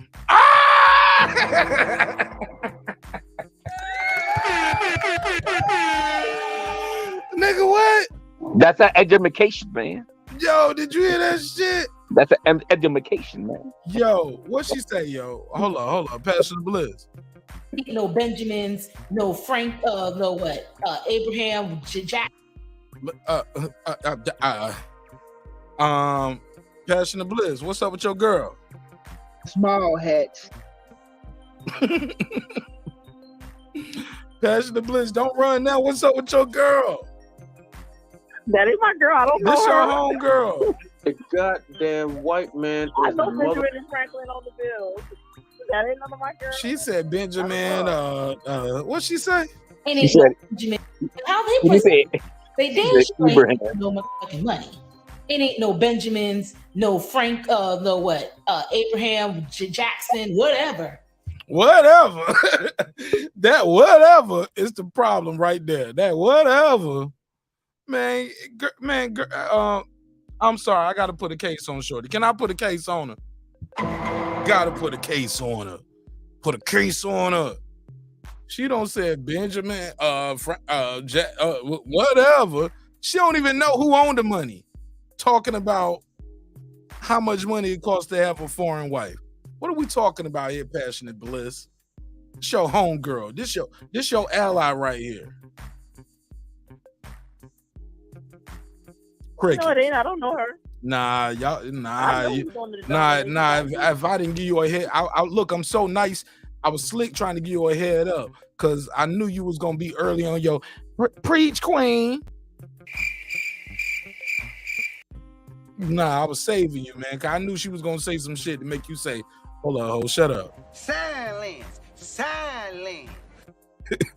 Yeah, like she tripping right here, right? She don't even know what she talking about. But that's the energy we be getting. KP from KC5, what up, though? How you feel? What's the deal, my G? I might as well pull out my Monopoly money, bro. Right. Small heads, nigga. Small hats. You might not know the difference between the monopoly money and real money. She don't know who's on the real money. She don't even know good weave. Small Hey, hats. listen, Mark. Mark, it's hilarious, man, because at the end of the day, when you go to other countries, bro, you realize that the American dollar spends so much more when you go to other countries. I just went to Mexico in May. I mean, 500 US to get you about $7,000 in pesos. $7,000 in pesos. So, What man, you do with it though? Did you go out there and make a movie or something? nah, man. I took my wife to Mexico, man. Hell no. But I'm saying though, bro, single men, bro, man, they living the time of their life. And basically what's happening is this. Let me say this, Mark.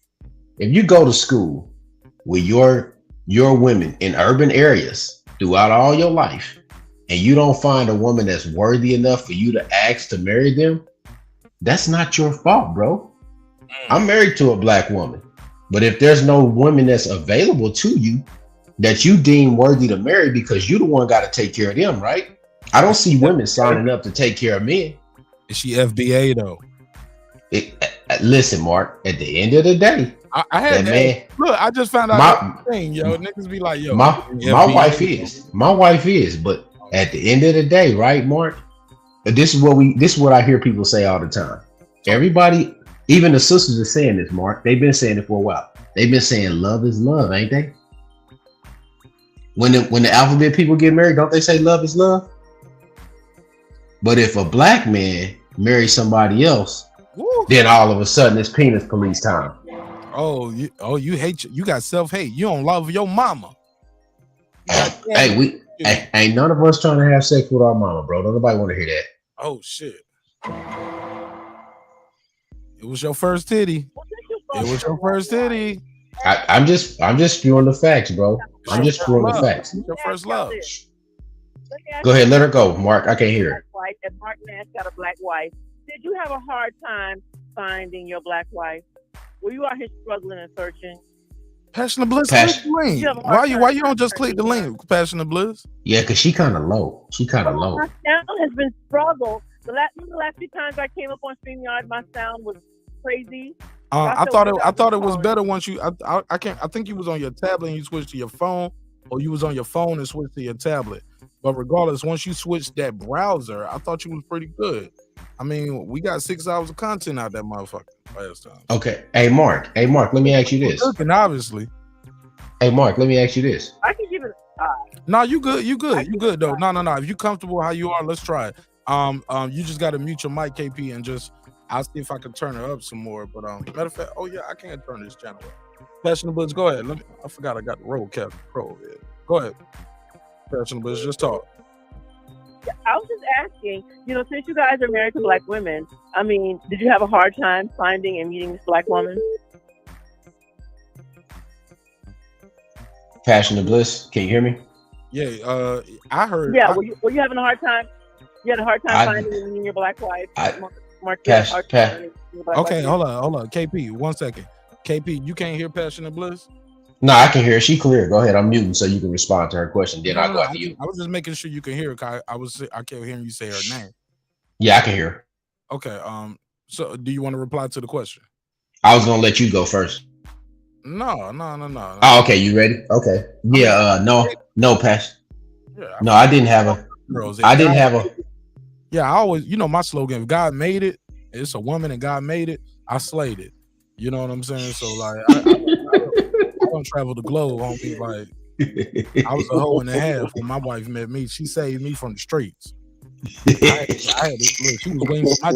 She was waiting for my test results for 6 months before she gave me some ass. My nigga, she was like, "No, nigga, I know your rap sheet, nigga. I had a list. Nigga. My list was longer than Santa Claus, nigga. I was giving the toy to every kid." Hey, my nigga Mark said he was Tupac. I get around. Adult Tupac. I get around her, dog. See, I went too far. And the other gentleman, did he have a hard time? You had a hard time finding a black woman? Passion and Bliss, I did not have a hard time because I'm gonna tell you why. Passion and Bliss, it's you, bro. It's me. Okay, I just did something where I turned your mic down. Go ahead, let's try to hear it now. Can you hear me now? Yeah, you good. Go ahead. Okay, yeah, Passion and Bliss. I didn't have a hard time. I met my wife senior year in high school, and my wife was trained by her grandmother, not her mother. She was trained by her grandmother though. So I'll tell you that. It's so hilarious because you guys are actually making my point without realizing it. You guys are doing that a lot tonight. You don't have a hard time finding a black woman if you are a decent black man. No, I had a hard time. Not decent. That's why they cannot. I had a hard time. Passion and Bliss. Only thing the women are asking for, Let her finish, psychology today now, the women are according to psychology today, the women are just asking that you be emotionally available, that you communicate, that you be serious about it. That's all the women are asking for. That's not you true. You guys don't have a problem finding one. But these guys, they have to leave the country. In a country where you have a surplus of women of at least 2 million in the black community, these guys can't find a woman because they're not decent guys. Well, you guys have no problem. Let's you reply. A multitude. Well, let's search, ma'am. You guys found a multitude. Hey, look. He found his in high school. He wasn't even out of school yet when he found a decent woman. Who? So come on now. Who? Come on. They don't have to go to several countries. They want somebody they can. Ma'am. You say he. Who is he? You talking about KP? Well, the other gentleman said that he met his wife in high school. Okay. Well, listen. Okay. He wasn't even out of school yet when he found a decent black woman to be with. Man, we don't need. Hold up, ma'am. Slow down, Passionate. Slow down, Passionate. Relax. Let's have a conversation, not a rant. Listen. You don't even know if you decent in high school yet. You don't know what the fuck you about to be and who you gonna be yet. Because I can guarantee you the person I was in high school ain't the man to stand in front of y'all now. You don't know. But Sir Senior was about to speak because he said, no, I'm a good dude. Look, he go to church. He got a channel about cooking. He cooking for the girls. He'll have girls that won't date him just because he ain't 6 feet tall. Or he dark skinned. Or because he or both of them. Or he go to church too much. Or you know what I'm saying? Like, oh, you don't go to the club, you don't drink, you don't smoke. So let's not act like like all the good women out there are. Oh, he's a Crawford fan, you know that's who. Yeah, but go ahead. Hold on. I'm gonna let Sir Senior speak for itself. But I was just trying to do a quick summation. Like, there's guys out there like Sir Senior. They dark skinned, they're short, they cook, they go to church, they don't curse, they don't drink, they don't smoke. Y'all, the girls that he want and the girls out there looking for a dude, they will call him a square, or they don't want to fuck with him because he ain't with all the drinking, the smoking, and the cussing, and the popping the pills, and the lean, and the smoking the weed, and no, he ain't doing all of that with you. We ain't doing all of that. Oh, you lame then, nigga. I'm looking for a Young Jeezy ass type nigga that you want to be loyal to you. But go ahead, Sir Senior. That part. That's you said it all. I mean, I can't add nothing to that but flavor. That's exactly right. And I'm not the only one. I know a lot of guys who went to school with me. A lot of guys I met from jobs. I met from all different type of organizations I've been a part of who had the same exact story where I did my research. I went and I already knew people who they dated. I met other people who they dated. And they all said that these guys were good, but they were too nice, or they were too boring, or not even that they were even simps. They just was nice. Like, well, he didn't play when it came down to it, but he was nice to me, and I didn't like that. I like a dude who I can fight with. I like a dude who's gonna grab me by the back of my neck, like Cisco. Oh, but look, not to mention, let's keep it real. Colorism is a real thing, Passionate Bliss. Like, some girls don't want no dark-skinned dude with coarse hair. Like, no, I want my kids to have nice wavy hair. I want my kids to be lighter than me. Because in this country, you get treated different if you're lighter. And the same thing happens with women too. Black women do it too. Rich black women. And to me, that's called gaslighting. Because no, that's a fact, though. Want us. People have their preferences. We've all had people who didn't want us for one reason or the other. But you can't tell me in a surplus society of over 2 million women that nobody wanted him. Now, Sir Senior, I have heard him in other places, and I've heard some of his history. And I have reason to say he may not have been the best dude at all times. And I have a reason to say that. One reason that I will bring up, why I think he may not have always been the best dude, is that he's a fan of Kevin Samuels. And I have heard Sir Senior tell me openly that you don't deserve, that these women are demanding more than they deserve, more than they're worth. When you meet a man who's trying to tell you what you are deserving of and what you are worthy of, that's not a good dude. Now, I don't know what he's been married before, and there was issues with that relationship based on what I heard in the past, and I'm not going to go there. But he's married now, and that's fine. So he may not, in fact, be the same person now that he was in those other scenarios. So I'm going to give him that. I'm going to say he's a great dude today. But I think in his past, he was not always a great dude. The fact that he actually said to me, to my face, that these women aren't worth what they're asking for. They don't deserve what they're asking for. And they were asking for not that much, to be honest with you, in that particular setting. So to me, I'm able to say, on that alone, he may not have always been such a great dude. And that might be why he got passed over. But for us to say that somebody like me because I'm dark, because I'm short, because I'm fat, because I'm, that we've all gone through that, Somebody didn't like us and we like them, they didn't like us back. That ain't, we move on. But for you to be in a society where the women are outnumbering you in a surplus of at least 2 million, and you trying to tell them you can't find nobody, well, we got guys like you who running through them. We got guys like this other guy who met his life in high school. There's a plethora of women. I know I can go to girls' night out, and I'm with a room full of women that are great, phenomenal women, and they don't have guys. They're not passing guys up because they're short, because they're dark. Because I've dated those guys who are dark or whatever. I've been married before as well. So, but my thing is that, I'm not buying that. I think it's gaslighting when you say, oh, they don't like us because we're nerdy. We're not cool. No, we're not Ray Ray and Pookie. They want Ray Ray and Pookie. They want us. I don't buy it. That's gaslighting. They say that. No. Gaslighting. I didn't make that up. Yeah. Though. Like, you can just Google it. Yeah, but a good woman's going to find you. If you're a good dude, a real good woman's going to come along. I'm not buying it. It's gaslighting. So I got to sit around I can't just go find it where I want. Can I respond? Because she's trying to frame my character. Yeah. Sir, saying I didn't know you was. Sir, saying you was married before. No, Oh, never been married before. That was a Oh, lie. you was just checking Then up. she I thought said, you were "Oh, married. because You I was like checking Kevin up with a woman Samuels, or I'm a Kevin Samuels you fan, with a that woman. means I'm not a good dude." So you with That's a also woman a that had a lie bunch of kids. because you and can y'all like was a just whole checking up bunch of and never people. married. Would she let I him thought you was talk? married. I didn't realize you was just stacking up hold with a on. I woman you had got a it, bunch of KP. kids with. Let them do what they do. Go ahead. So Reply. again, I never was married before. I believe in getting married once and only once. So with that being said, that was a lie. Now, again, because I like Kevin Samuels, that means that I'm a bad person. That's showing your bias.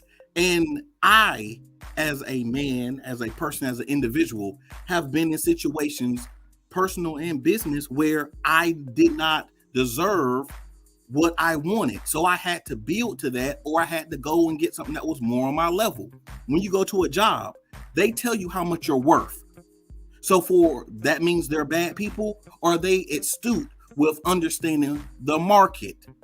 That's the problem, is these women out here that are complaining because somebody's telling them what they're worth, comparing them to the rest of the market. They have bad business skills. That's common sense. Because if you can equate it in business, you should be able to equate it in your own life. Since they're so smart and educated and got all these degrees.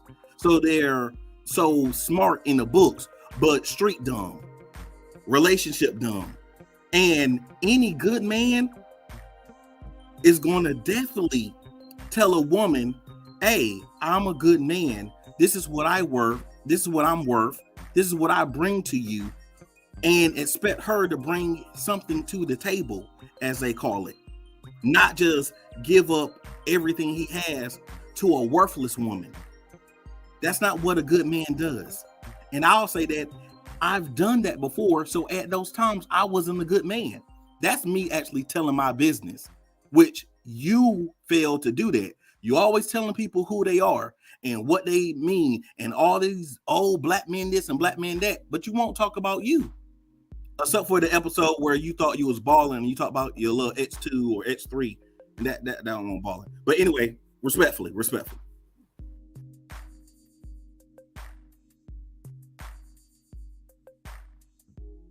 Oh, well, my bad. I was just going to say, my bad. I didn't realize that you weren't married. You were just shacking up with the woman that you had multiple children with, which is typical of black men. So I thought. No, ma'am. I actually wasn't just shacking up with her. I was trying to make her a wife. She didn't want to be a wife. So when we broke up, I actually still helped groom her to be worthy of being a wife. She just said that he was, as he said earlier, a type of guy who would go out gambling. He would drink. He would party. He would slap her around. She wanted a man who would slap her around. He would do those things, and she married him after she employed the skills that I taught her, because she couldn't boil water when I met her.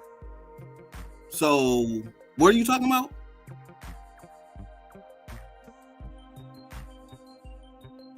Well, there's more I could actually say, but I'm actually not going to say it because it's not only number one, it's not appropriate. Number two, it's irrelevant. But no, I want to hear it. You trying to cook me? It seemed like you got cooked. I don't want beef, but if you want beef, I'm Salt Bay. Let's go. I don't want no beef. But the thing is that, there are certain things that are actually beneath me. I'm not even going to bring up what is actually in my mind. I'm not going to bring it up because that's actually beneath me. I don't hit below the belt. It's unnecessary. It's unkind. It's uncivilized. So I'm not. Ma'am, you was just being uncivilized to framing my character and saying I want a good man, talking about how I was this and that, and then saying I was married before. The thing is that you see, this is the thing. You call it, you ask, and I'm gonna actually take the high road because I'm a child of minister, and I know how to take the high road. How are you taking the high road? You just tried to defame my character. What high road? You tried it and you failed, and now you say you want to take the high road because you got nothing left to throw out. Yeah. Let's do so. Matter of fact, I'll tell Mark behind the scenes what I actually was thinking, but I will not say it in the room because that's So you're a backbite minister. You'll backbite and slander my name behind the scenes, but you won't How talk about to the this? man How you're about talking about to his face. I had reason to believe that you weren't such a great dude, and it's not the fact that you were short, you were broke, you were dark skin, whatever. Because black women traditionally marry down. They're hypogamous. They're married down. What? Across the board. So you guys claiming that white people want you because you're broke, because you're short, because you're dark, or whatever. It's not that. It's because you're not as great of a guy as you think you are. That was my only point. But I thought you said, hold on. I thought you said the black men was marrying down and dating down too, going out the country. Yeah, that's what they're trying to do now. Because the women are no longer tolerating them anymore. And so now they're leaving the country to date down. They weren't dating down, they were dating up. Black men have been hypergamous. They've always been dating up. Except when they get money, then they marry a bottom shelf. They marry a bottom shelf white woman when they get money. They marry a bottom shelf white woman. Hold on, real quick, Jerry Tasker. Jerry Tasker, yeah. you are not calling the number that's on the screen, Jerry. You're calling the phone number that Passionate Bliss is on. You're calling the number, I guess, scrolling at the bottom. No, you good, Quinn. My brother, call the 404-692-1766. He's calling the number that's scrolling at the bottom. We got 2 phone lines. Because we major. Oh, okay. Because I'm dope and we do dope shit. So we got 2 phone lines. But he's calling the number scrolling at the bottom. Jerry, call the 1766 number that's on the screen. At the top. But I will go ahead and say that when I've done a video on vetting, and I really need to make my second video on vetting, on how women can vet these men. One of the criteria that I use to vet men is I ask them, what do you think about Kevin Samuels? How do you feel about his position? If he says he likes Kevin Samuels or agrees with Kevin Samuels, do not see him again. If you even finish the conversation that you're having. All right, let me say this. Go ahead, HOD. I like Kevin Samuels, man. I like Kevin Samuels. So he's done. You're not a good man. You're not. Oh shit! Passionate Bliss, let the man speak. The poison that he has spewed out. Shots fired. Let me do it again. Shots fired. Shots fired. No woman should be dating him. You got him triggered. No woman. Everybody jumped in when you jumped in. KP jumped in. He was like, "Go ahead, sir, sing it." It wasn't even sir sing it. It was HOD. I said HOD. Okay. Yeah, I love Kevin Samuels, man. I don't know what to do, but I love him. So we done. We don't. We got me vetted out. Look, then you are a walking red flag, and no woman should date you. Let me say this. I mean, wow. What was that? You don't think that was a little egregious to say that? Yes, it was. Go ahead, HOD. Look, not at all. Not at all. This woman. This woman sounds so bitter and lonely, man. She needs to buy a dog. You know what I mean? So like, look. The fact is that you say that a man cannot ask a woman what she's bringing to the table, because if she's not worth what she thinks she is, what the hell? I mean, so but the other way around is okay. I mean, I don't get it. I don't get the hypocrisy. It works both ways. It's not a one-sided thing, and I feels in your tone. It feels in your tone that you have this I don't know what it is with the black men that they that they must and they have to. Well, shit, if you're losing your black men, then do something about it. Because I see you doing some bullshit. So then do something better. Any man asking a woman what she's bringing to the table is not a provider. He's informing you without saying it. I can't provide. I need for you to bring something to help me provide. No, that's not true at all. You could just be bringing you are bringing to the table. No. That's not true at all. Are you bringing your education? Are you bringing 2 working ovaries and a uterus? And can we count that? Hold up, ma'am. Hold up, no. Sometimes, hold up, no. Hold up. I just want to say this one part, one question, one liner. Sometimes what you bring into the table is 2 or 3 other mouths to eat off. Sometimes what you bring to the table is a uterus that we can't even make babies with.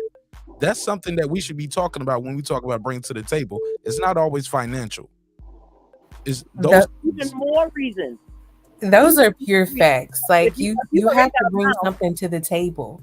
when you get into a relationship, when you work in a partnership, you have to bring something to the table. And I like Kevin Samuels. Like You he's should be able to see that already. Hold on. This is a different voice. Hold on. Passion That's Bliss. Sir's wife. That's Sir's wife. Bliss, hold I'm on. not even finished. Passion- I didn't even finish talking. Okay, I didn't even finish talking. All right. Well, you been talking all night with us though, so you ain't gonna be finished. You No, I weren't here with wasn't. us. Because the thing is, no, he made that one point, and I said that he said, "What's the difference? It goes both ways." And I'm telling him it shouldn't go both ways because only one of us is going to end up stuck with a baby to take care of. When our men traditionally abandon us and leave them alone. So if a man comes in the door asking what you bring to the table, he's telling you, "I can't provide." So you should not pick him because you're the one who's going to be stuck with a baby when he pitches off and goes about his business because he never could provide. Man, you got to bring. No. HLD, I got this. We got Sir Senior's wife up here. Introduce yourself to the channel and the panel, my sister, and congratulations. Thank you. Yes, my name is Honey. Just had a Hey, baby honey. boy. Hey, how's everybody doing? Congratulations, 6 pounds 7 ounces, right? Yeah, he is now. He was born at 6 pounds 13 ounces. Yesterday. Yes, yesterday. And you talking right now like ain't nothing happened. Go ahead, honey. Oh, God made something different when he made women, man. I tell you, man. Yes. Y'all are special creatures. So go ahead, sister. Go ahead. Yes, but I was saying that I like Kevin Samuels. Like he really is. He tried to help others, and he spoke to men first before he even started speaking to women. And it's advice that is really good advice. But you know, us as women, we want to have that power and control. And sometimes we have to back down a little bit and allow a man to lead. Like a man is supposed to be over the house, the head of the household. And you do have to bring something to the table when you get married, when you get into a relationship. Like you can't just come in and feel like, oh, I'm queen this and I can just have whatever I want. And yeah, woe is me. You have to bring something to the table. You have to have substance. Yes, it's more than just financials. When a man says that, he's not talking about just money. He's not even talking about money. He should be able to provide, and you should be able to provide as well. It may be food on the table. It may, well, yeah, you're supposed to cook. You're supposed to clean. You're supposed to wash everything, you know?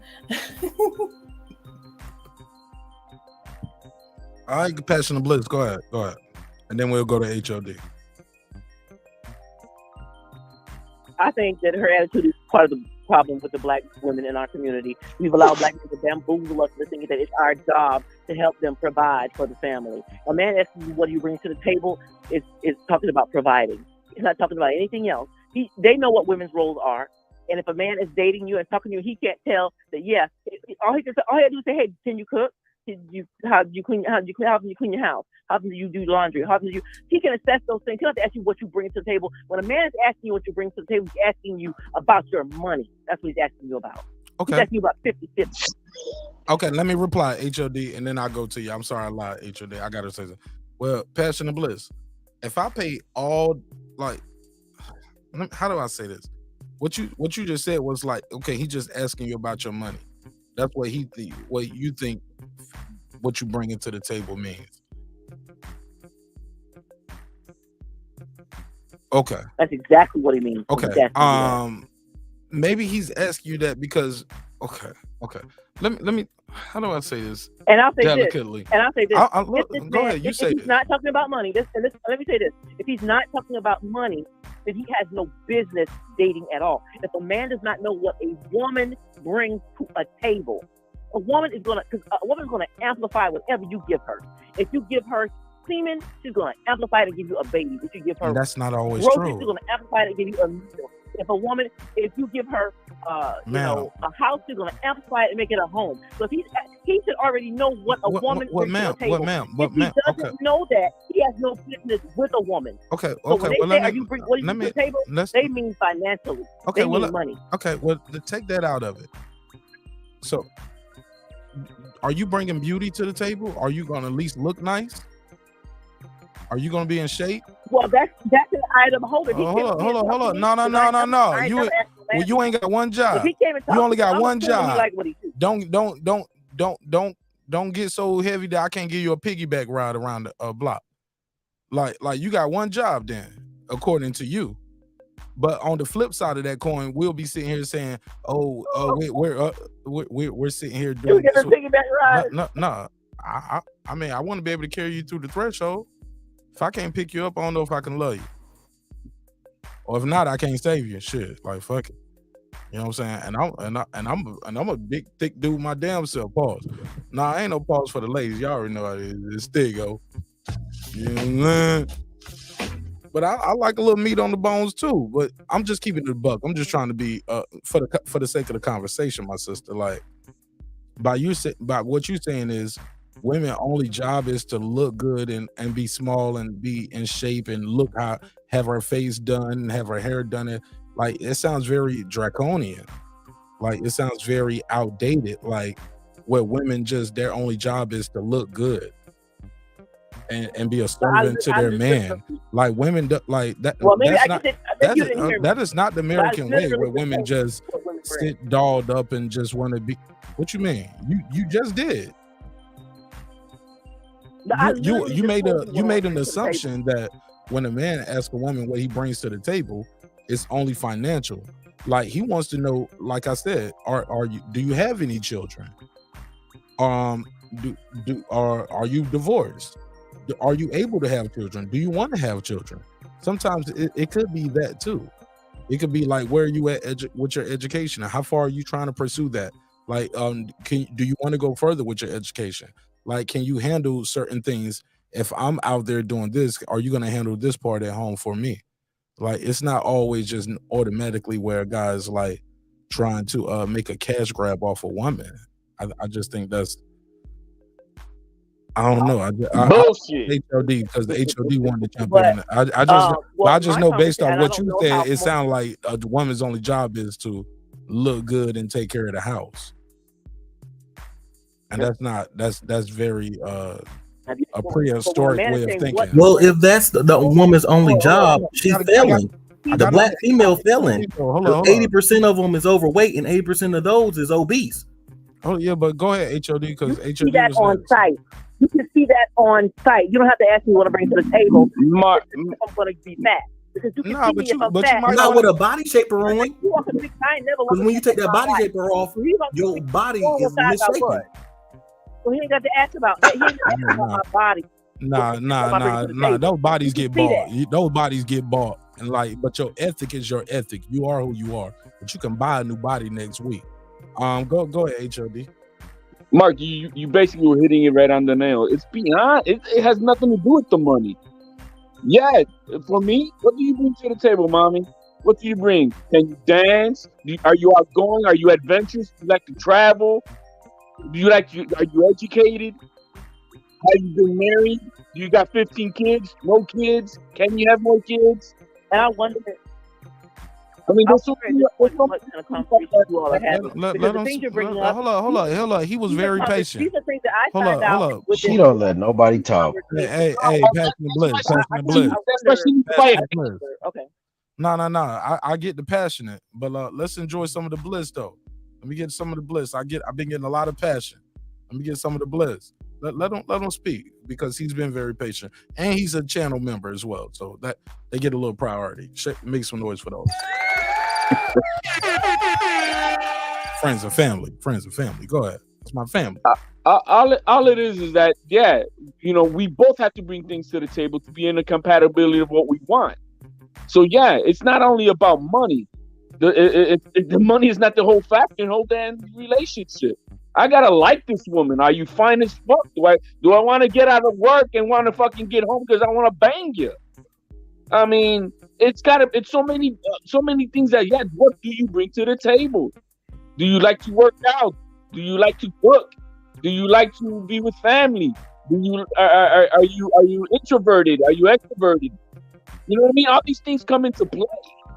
So it's beyond when a man asks, what do you bring to the table? Yeah, some of these women, they want the man to be a super provider, good looking, take care of all the business and this and that, and all she wants to do is just take pictures for Instagram. Get the fuck out of here.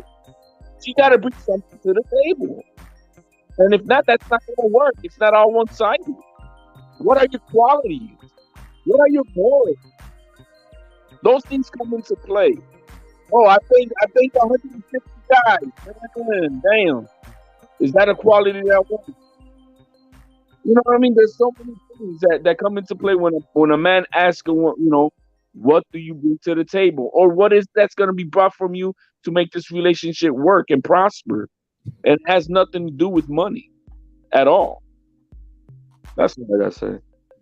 All right, go ahead, Bliss. Unmute your mic, man. That's called gaslighting. Actually, I'm not even buying it because the thing is, can you repeat what he said? Slow down, HLD. I am. Start off with that because some people don't know. What's her body like? Is she attractive? Do you want to have sex with her? You didn't see her when you walked up to her? Because most of us don't walk up to men. Men usually walk up to us. He didn't say that. You didn't know if you wanted to. No, ma'am. But ma'am. He also, ma'am. And that's what I said too. Ma'am, he mentioned family though. All you heard was the phenotype shit. He said, "Do you like family? Are you introverted?" He said quite a bit. He said, "Are you introverted? Do you want kids? This are you able?" But all you heard was the phenotype shit, the physical. I get that people don't communicate at the same level. And I actually have talked to somebody who said, I feel like you're grilling me. Because the things he's talking about, I asked those things in the first conversation. Because to me, those are deal breakers. And I didn't know that right away because we can save multiple conversations if I find all this stuff about you. Do you have kids? Are you married? Do you want to be married? What do you think marriage should be like? What do you think a man's role is in a marriage? What do you think a woman's? I have those conversations straight up off the gate because it's a waste of time if we're not compatible on basic things. So I wonder what kind of quality of conversations you all are having.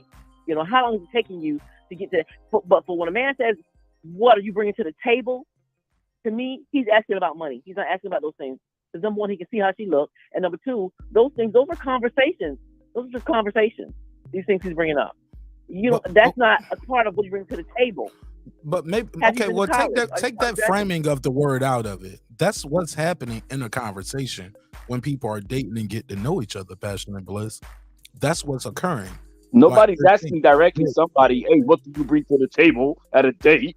No. We're asking how do you feel about children? How do you feel about this? Or some people have an idea. Oh, let me try this real quick. I just seen this too. Let me try this. Let me see. Look at this number. I keep getting this call right here. Oh no! I think I lost everybody right there. Okay. So I lost Passion and Bliss right there with that. Give me 1 second. I'm gonna try to get her back, and I got another call. Try to get back in. Y'all go ahead. Yo, can I get in, Mark? The panel link, man. I keep telling people click the link for the panel. Yeah, I keep seeing it in the chat. Yeah, I don't know why they ain't doing it. But let me say this, Mark. The problem that I keep seeing is this, and HOD and Sir Senior probably can agree with this. Men's role has always been defined. Lately, in the last 40 to 50 years, women's roles have been redefined. And since their roles have been redefined, they no longer want to fit into quote unquote the wife role. Being a wife is a role. Being a husband is a role. Men have always agreed to pay for women. Always. I've never seen too many women lining up to say they're going to pay for men. Any women that do that typically get a bum dude. And when they get a bum dude and they get bum results, then they come back to the men in their family asking why they getting these bum results. But see, the reflection of them is this. They really don't want a leader as a man because a leader will not allow you to take care of him. He will not allow it.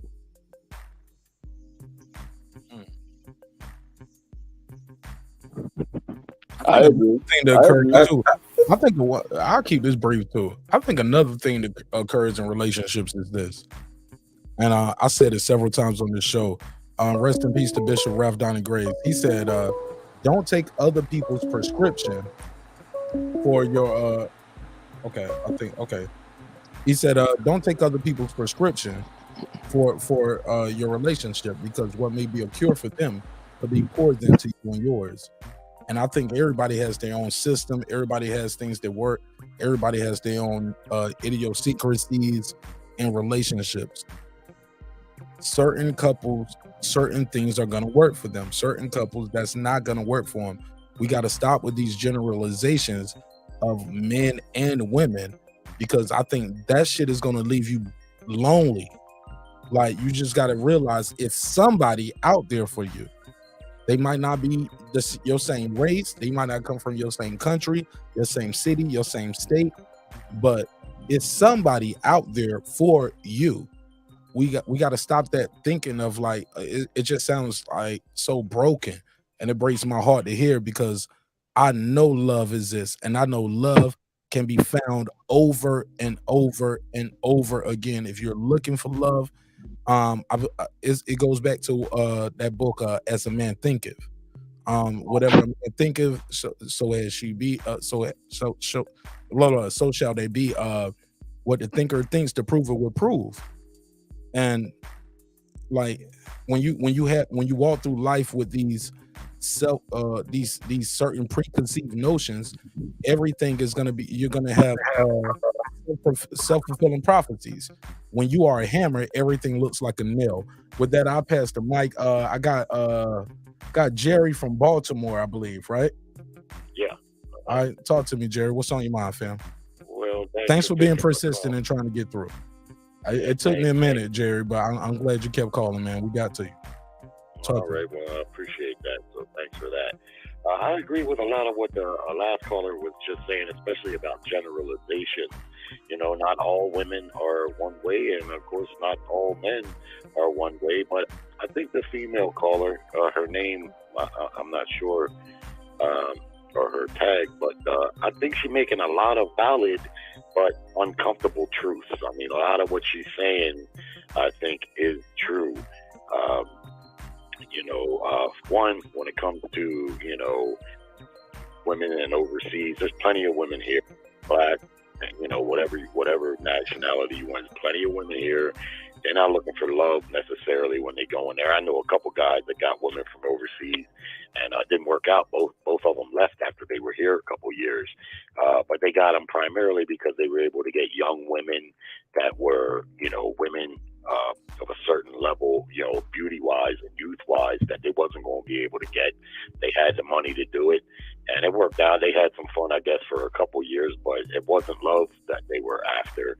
And I would also like to add that, women, when they fought for equal rights and everything, which they should have had, of course, voting and being able to drive and all that, of course. But what they worked so hard to accomplish, to want to become out in the working world, that hasn't really worked as well as what I think on paper it looked like it was going to. I'm a Christian, so I'll bring God into it, and I believe God intends for the man to go out and bring home the bacon, and for the women to be home and raise the children and take care of the household, which is a full-time job, and it never gets done. So that's a very important role. It's equally as important as bringing home the bacon. But where we're at now is women not only work, but in a lot of cases, they have to work. It didn't used to be like that. It used to be a man could go out, an average man could go out and make a comfortable living, at least a living wage to support the family, and the mother could stay home and raise the children. And that's how it's supposed to be. It's not even that case with me and my wife. We've always worked, and we had to pay to keep our daughter in daycare, basically paying someone else to raise the kids.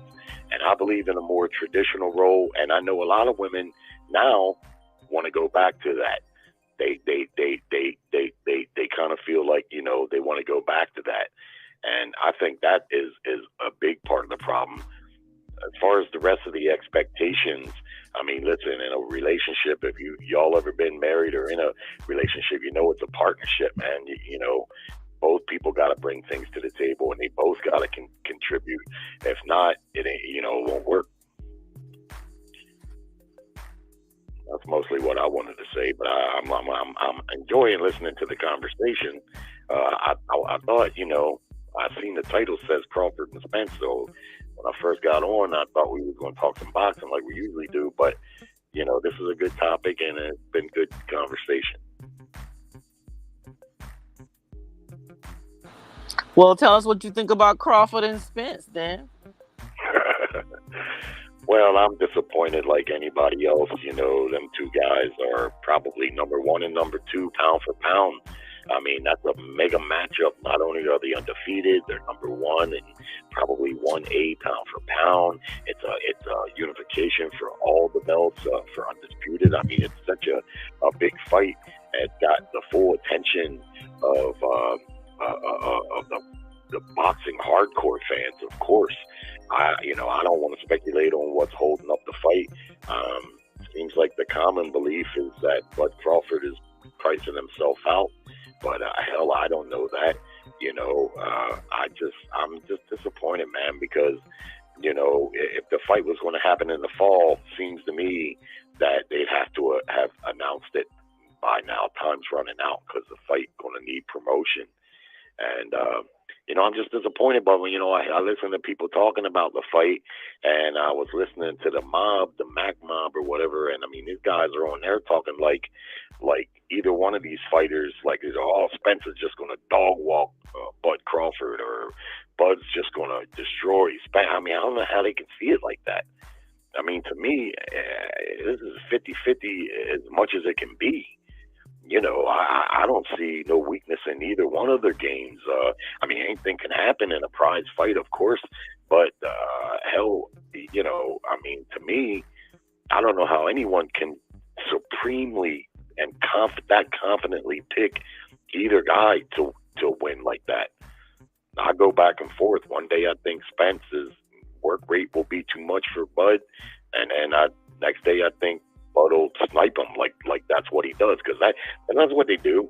People try to paint Spence out as a boxer. Of course, I'm sure he can box, but that's not what we've seen from him. What we see from him is a pressure fighter, and that works for him. He's big and strong at the weight, and nobody been able to make him go backwards, so he don't need to change anything. And Bud Crawford is a sniper. Just like in that video clip you seen with Benavidez, that happened in the last 10 seconds of the fight. Benavidez got complacent for 1 second and got his utility shut off, and that's what Bud Crawford does. He can fight probably, different styles if he wants to, but that's what I see from him. He looks to snipe you. He looks for you to make a mistake and take full advantage of it. He's a great finisher. Earl comes forward with his strength and his pressure. He's got great punch selection, and he just keeps whacking on you. He fights like Gennady Golovkin, if you ask me. Neither one of them guys really neither one of them really sit down. They're going to come for you for that, Jerry. They're going to get mad at you for that. Well, why? They're going to get mad at you. That's an insult to him. I don't know why. Saying he fight like Triple G? Yeah, they're both pressure fighters. They're going to get offended. Even though Triple G is a unified champion, a two-time unified champion, a silver medalist, I believe. Very, very skilled. But he's white. Yeah, well, white guys can fight, and he's a testament to that. My point is, he's a pressure fighter, and that's what Spence is. Spence is. But they're gonna say he got because Floyd said Triple G was straight up or down, no special effects. That shit stuck. I've been hearing people say that term for so many people since Floyd. I was like, y'all never said that before. Straight up and down, no special effects. I was like, now that's everybody's joint, but I get it. But they're gonna say Errol Spence, you said he fight like Triple G? The fucking devil. He kills everything that a black man ever created. The goddamn white man is the motherfucking devil. Yeah, that's what they're gonna say. They're gonna be Terrence Bailey Sr. with it. Like they're gonna be like, yo. Well then, if it would appease anybody, maybe I would say he fights like Aaron Pryor. Aaron Pryor was a guy that came forward and small heads. Aaron Pryor ain't no Sugar Ray Leonard. Small head. Is that Brandon Washington on the drop? Don't change your choice. Stick to your guns. Hey, I got a Brandon Washington. Yo, man, I was on Members Only, the last Members Only live we did.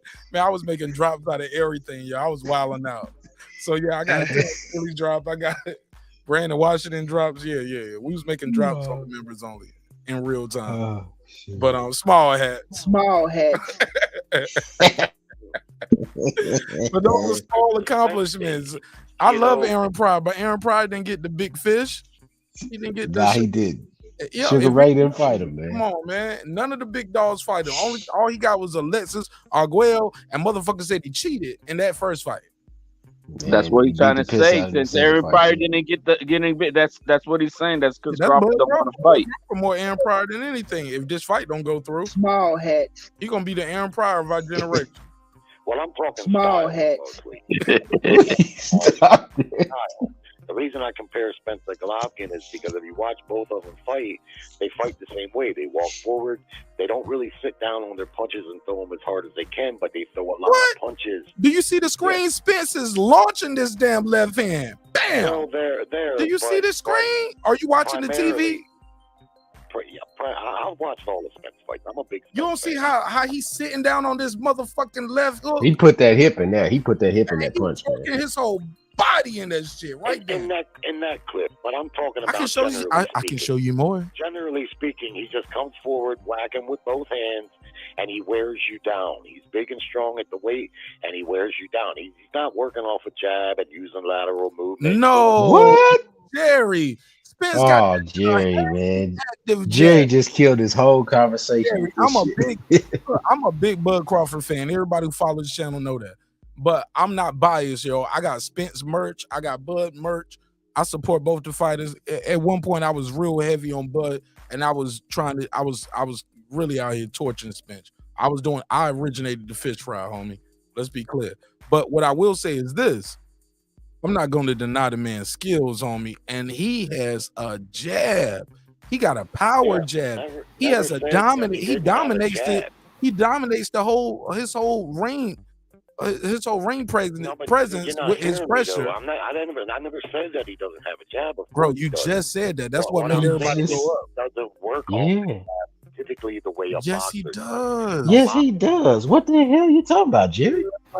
From the southpaw stance, which is crazy because it should be the lead left, but he dominates that fucking jab, works in, and then he does demonstrate body work. Let's give Errol Spence his flowers, bro. Are you telling me he's not a pressure fighter? Behind the jab, of course. Behind the jab. He don't just walk in. He's no Brandon Rios. He's no Sean Porter. Sean Porter's Antonio Margarito. Well, Margarito had a jab too, though. I ain't gonna lie. But Sean Porter, perfect example. Sean Porter will power himself in with no jab. That's a pressure fighter. Sean Porter is a pressure fighter. Errol Spence is a boxer puncher, man. Well, what I see is pressure fighting. I see him. You don't see that jab? And throwing lots of punches, and sometimes he'll sit down if he thinks he can catch you with a big one. But mostly he's not putting everything on those shots. Mostly he's just whacking on you. But he's big and strong, and he can do that all night. He's got great endurance, and he wears his opponents out. And he gets them he often gets them where Bud will get them with one or two punches and not a lot of activity necessarily. Spence gets them with that activity and that pressure, and the fighters fold underneath of that, just like Golovkin's opponents do, primarily. Not all, but wow. That's primarily what I see. But don't get me wrong, I'm not saying he doesn't ever box. But I see more of a pressure fighter there, not a reckless pressure fighter like a Brandon Rios. I mean, the guy's got skills beyond that. He's not going to get in there and just be reckless. But that's why you see Spence getting hit, because he does get hit in fights. And if he was concentrating more on boxing, he wouldn't be getting hit as much. No, man, he get hit because he going in there trying to knock these dudes out too. And he got a pressure jab. He got a power jab. Spence has an amazing jab. He does the jab, and he's creative with the lead hand. He can jab with that shit. He do the up jab. He'll down jab you to the body. He do straight lefts to the body. Like his offense is incredible, bro. Even in the sequence that's on screen right here, he sets it up with about 2 or 3 fake pump jabs. Watch when control the space. Like pop. and then he does a leaping left hook. Pop, pop, pop. Caught him with the who right do you think hand. wins between him and Crawford? Huh? That's a whole nother conversation. I got Well, Crawford winning though. For me, I got Crawford winning. But that don't mean Spence ain't got no motherfucking jab. Well, I never said he didn't have a jab. Well, you say he don't work behind the jab, or some shit. You said you discounted his jab in some way that started this. I don't remember the verbatim. Well, but that's his he best doesn't work weapon. off the jab. He doesn't work off the jab like a traditional boxing. He uses it as he's setting up the rest of his offense, and he's got a tremendous punch selection. That is traditional boxing, using the jab to set up the rest of your offense. Yes, that that's is how it boxing. works. Start with the jab and end with the jab. What are we talking about here? Well, what we're talking about. If you take a fighter's jab away, you take everything away from him. He can't get to the other punches. has an excellent jab also, but he's not a southpaw. And that's what makes Spence special. The best punch, like Spence, will jab you to the body, to the head. He controls the distance and the range so much with that motherfucking jab from the southpaw stance. He has good footwork where he keeps his feet in optimal position for the jab. Where like a lot of times, Manny Pacquiao best punch. Perfect example. Manny Pacquiao as a southpaw, best punch wasn't his jab. It was his lead left. It was his lead left and his right hook. Yeah, you get what I'm saying? Like that wasn't his best punch. But this guy from the southpaw stance controls the fight so dominantly with a jab and a beat you up too. And he has that Olympic pedigree. Like, I'm just sorry, Jerry. I gotta disagree with you on that one. And anybody watching this show, y'all mark this time of death for me right here, because I don't think I ever went this hard to bet for Spence ever since the birth of this show. But the kid is special, man. And if he wasn't, I never heard you like this. Man.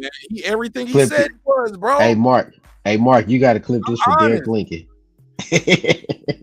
I never said this to Derek Lincoln. I'm gonna delete this episode. Nigga, I'm about to delete this episode. I'm about to put on my Errol Spence hat.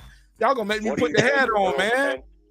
What do you think of Spence fighting Boots and Crawford versus Ortiz? Because that's their mandatories. Man, they ain't about to do that shit, man. They gonna get it's all or nothing. If they don't do this, they either make that fight. Don't nobody care about that other shit. Going up to 54. It's simple as that. They're making it so Crawford going to 54. I'd love to see Spence fight Boots. I think that would be a hell of a fight. And conversely, don't run for this jab conversation, man. Spence jab. We got to keep that going. That's a good conversation.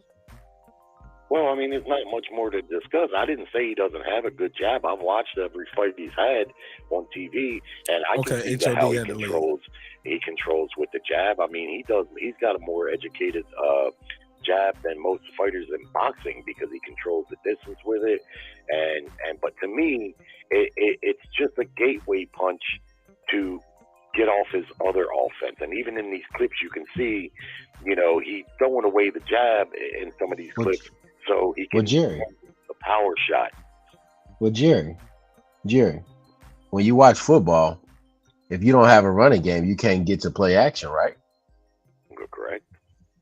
That's the same thing with this jab, bro. If you don't, if they have a jab. No, what we're harping on is that it's like by saying his jab isn't that great, just look around at his division and say, who the hell else got a jab? Keith Thurman don't got one. Sean Porter don't got one. I mean, the most of them dudes in that division don't got a jab, bro. They can fight some, but they don't have the basic tool that's needed to beat a guy like a Errol Spence or a Terence Crawford. They need none of those guys, to me. I just think those two guys are the cream of the crop, and when they fight, you're going to see who can win amongst the two of them. And I think we should get at least 2 fights out of it, but we'll see. Yeah, I mean, I wish the hell they could just get the fight made, because it seems to me that if they don't get it made, like you said, it's all or nothing. But man, I mean, there's some good fights still in that division, because Ortiz is a strong opponent, and so is Boots, and they would make good fights, I think, with both those guys. Man, those are some great fights right there, almost a golden era type of welterweight matchups. But Spence is outgrowing the division. You got to respect that.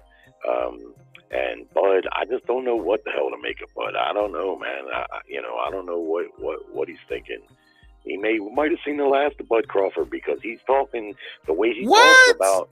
Well, I mean, you don't know what we seen the last of Bud Crawford. Goddamn white man is the motherfucking listen to the way Bud Crawford talks. He already talking about he's a Hall of Famer. He talks about he doesn't need Errol Spence. He doesn't have a promoter to pay him. He doesn't have a network to showcase his fights. What's he going to do if he doesn't take this fight against Spence? Who's he going to fight? Where's he going to go? If he can't do business with the PBC, Oscar ain't going to be able to pay him that much to fight Ortiz. Ortiz is less known than Crawford. You don't know what he going doesn't to have do. a lot of options. Hold on, homie. We don't know what he's going to do. Let me ask you something.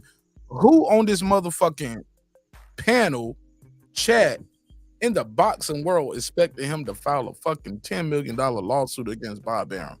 We didn't even know the intricacies of that lawsuit until it came out. Where like, hold up, the reason why Crawford was fighting 2 times a year, okay, then hold up, all of a sudden he fought 1 time a year. Hold up, Bob Arum owned $4 million because he didn't get to fight that other time. Like on the reason, like we was criticizing him for fighting Kai Velasquez, but we didn't know Bob Arum until that lawsuit came out. Said you gotta fight Kai Velasquez. Like we need you to do this, and this is gonna get you close. Like, and then who expected his own promoter, old ass white man Bob Arum? The goddamn white man is the motherfucking. Like who expected him to go out there and say, "Hey, I could have bought 2 mansions in Beverly Hills for what I'm paying him, bro? If I'm paying you as my promoter to sell my house or to talk good about me, the last thing you should do is be out there telling people small hats, like disrespecting me, insulting me in front of my family at my fight." Like he was disrespecting this dude. So hold up. I just said no. I got a segue. I got somebody else pulled up who's a member, and members get priority. But I want to say that at the end of the that's his line. That's my boy right side. That's his line at the end of the day. And don't do me like that, Mark. Don't do me like that. He never is the day. He never is the day. Who is they? I never heard of it. Never heard of it. Okay, but he said, "Don't do me like that, Mark. It's too early, right?" No. But I just want to say this, man. Like, it's so many intricacies that go on with the contracts and what's going on. Just because a fighter ain't fighting who you want when you think they should fight them, doesn't mean their career's over. Like, we've seen guys go up in weight and come back down. We've seen guys go up in weight and still continue to be great. Like they didn't fight who we wanted to see them fight at the same time, but we seen guys go up a division. Like if Terence Crawford goes up, and we did a show about this, I was like, if he was to not fight Spence and he goes up there to 154 and becomes a champion. Well, who's gonna pay for it? Hold up. What you don't realize is he can push the shit to purse bid because he's a WBO super champ. Either somebody gonna have to fight him at the hold up, Jared. Because you already been wrong once. I'm trying to save you on this one. Yeah, right. Because here's that's a fact. Because I can Google the bylaws. Shout out to my brother HLD. We did this live one day. We pulled up. I didn't even know how the WBO Super Championship worked. We pulled up the actual bylaws of the sanctioning body, bro. We fact check the fact checkers over here.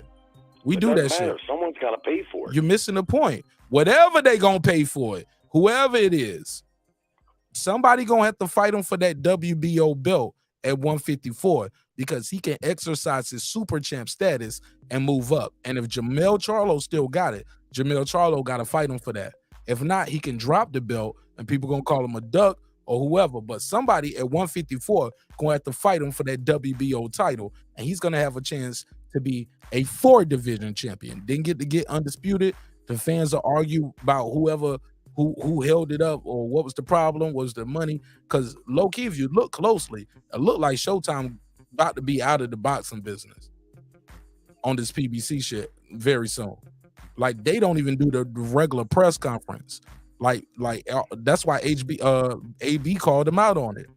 But if you do Zooms, that Fox pay-per-view, they get a whole press conference.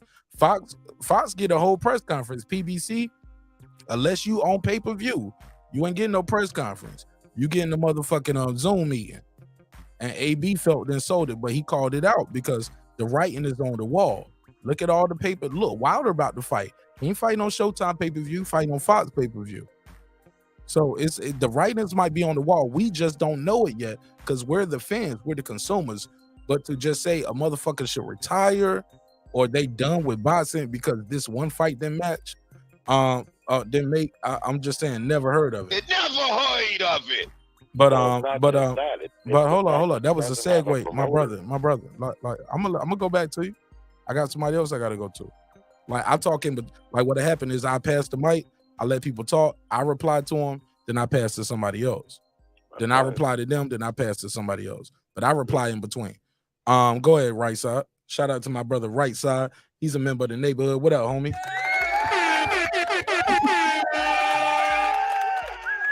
Hey, Martin Nash, you're gonna be mad at me, bro. Don't get mad at me. Don't get mad at me. Nah, man, shit, I'm always mad at you. Respectfully. Hey, are you coming to the fight, bro? Are you coming to the fight with me? Because goddamn it, the fight is made, in my opinion. I done heard some rumblings behind the scenes. The motherfucking fight is made. Are you coming to the fight with me, bro? I want the source to say shit. Did Spence and Crawford post it yet?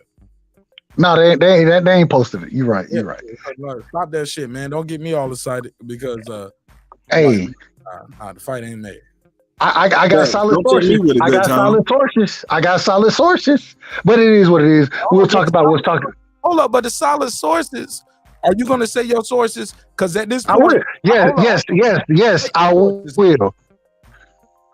My main source, L-Dub Boxing. If y'all not sub to the brother, go sub to the brother because he putting in great work. God damn it, the fight happening on the 19th, bro.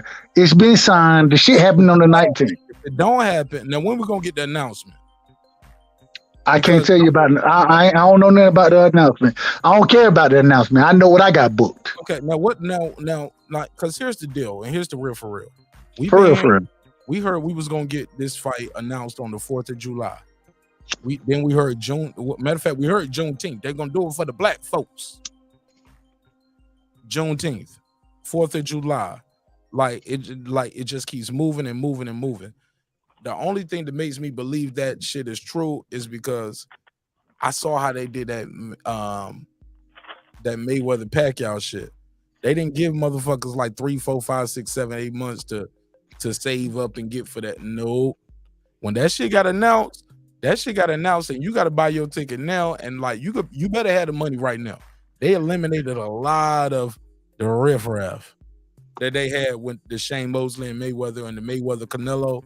You didn't see all that Mayweather Canelo shit going down with the Mayweather Pacquiao. That's why everybody was mad. Like the tickets cost so much, and it wasn't even real boxing fans there. It was mostly celebrities and rich motherfuckers there. They didn't even know what they was watching.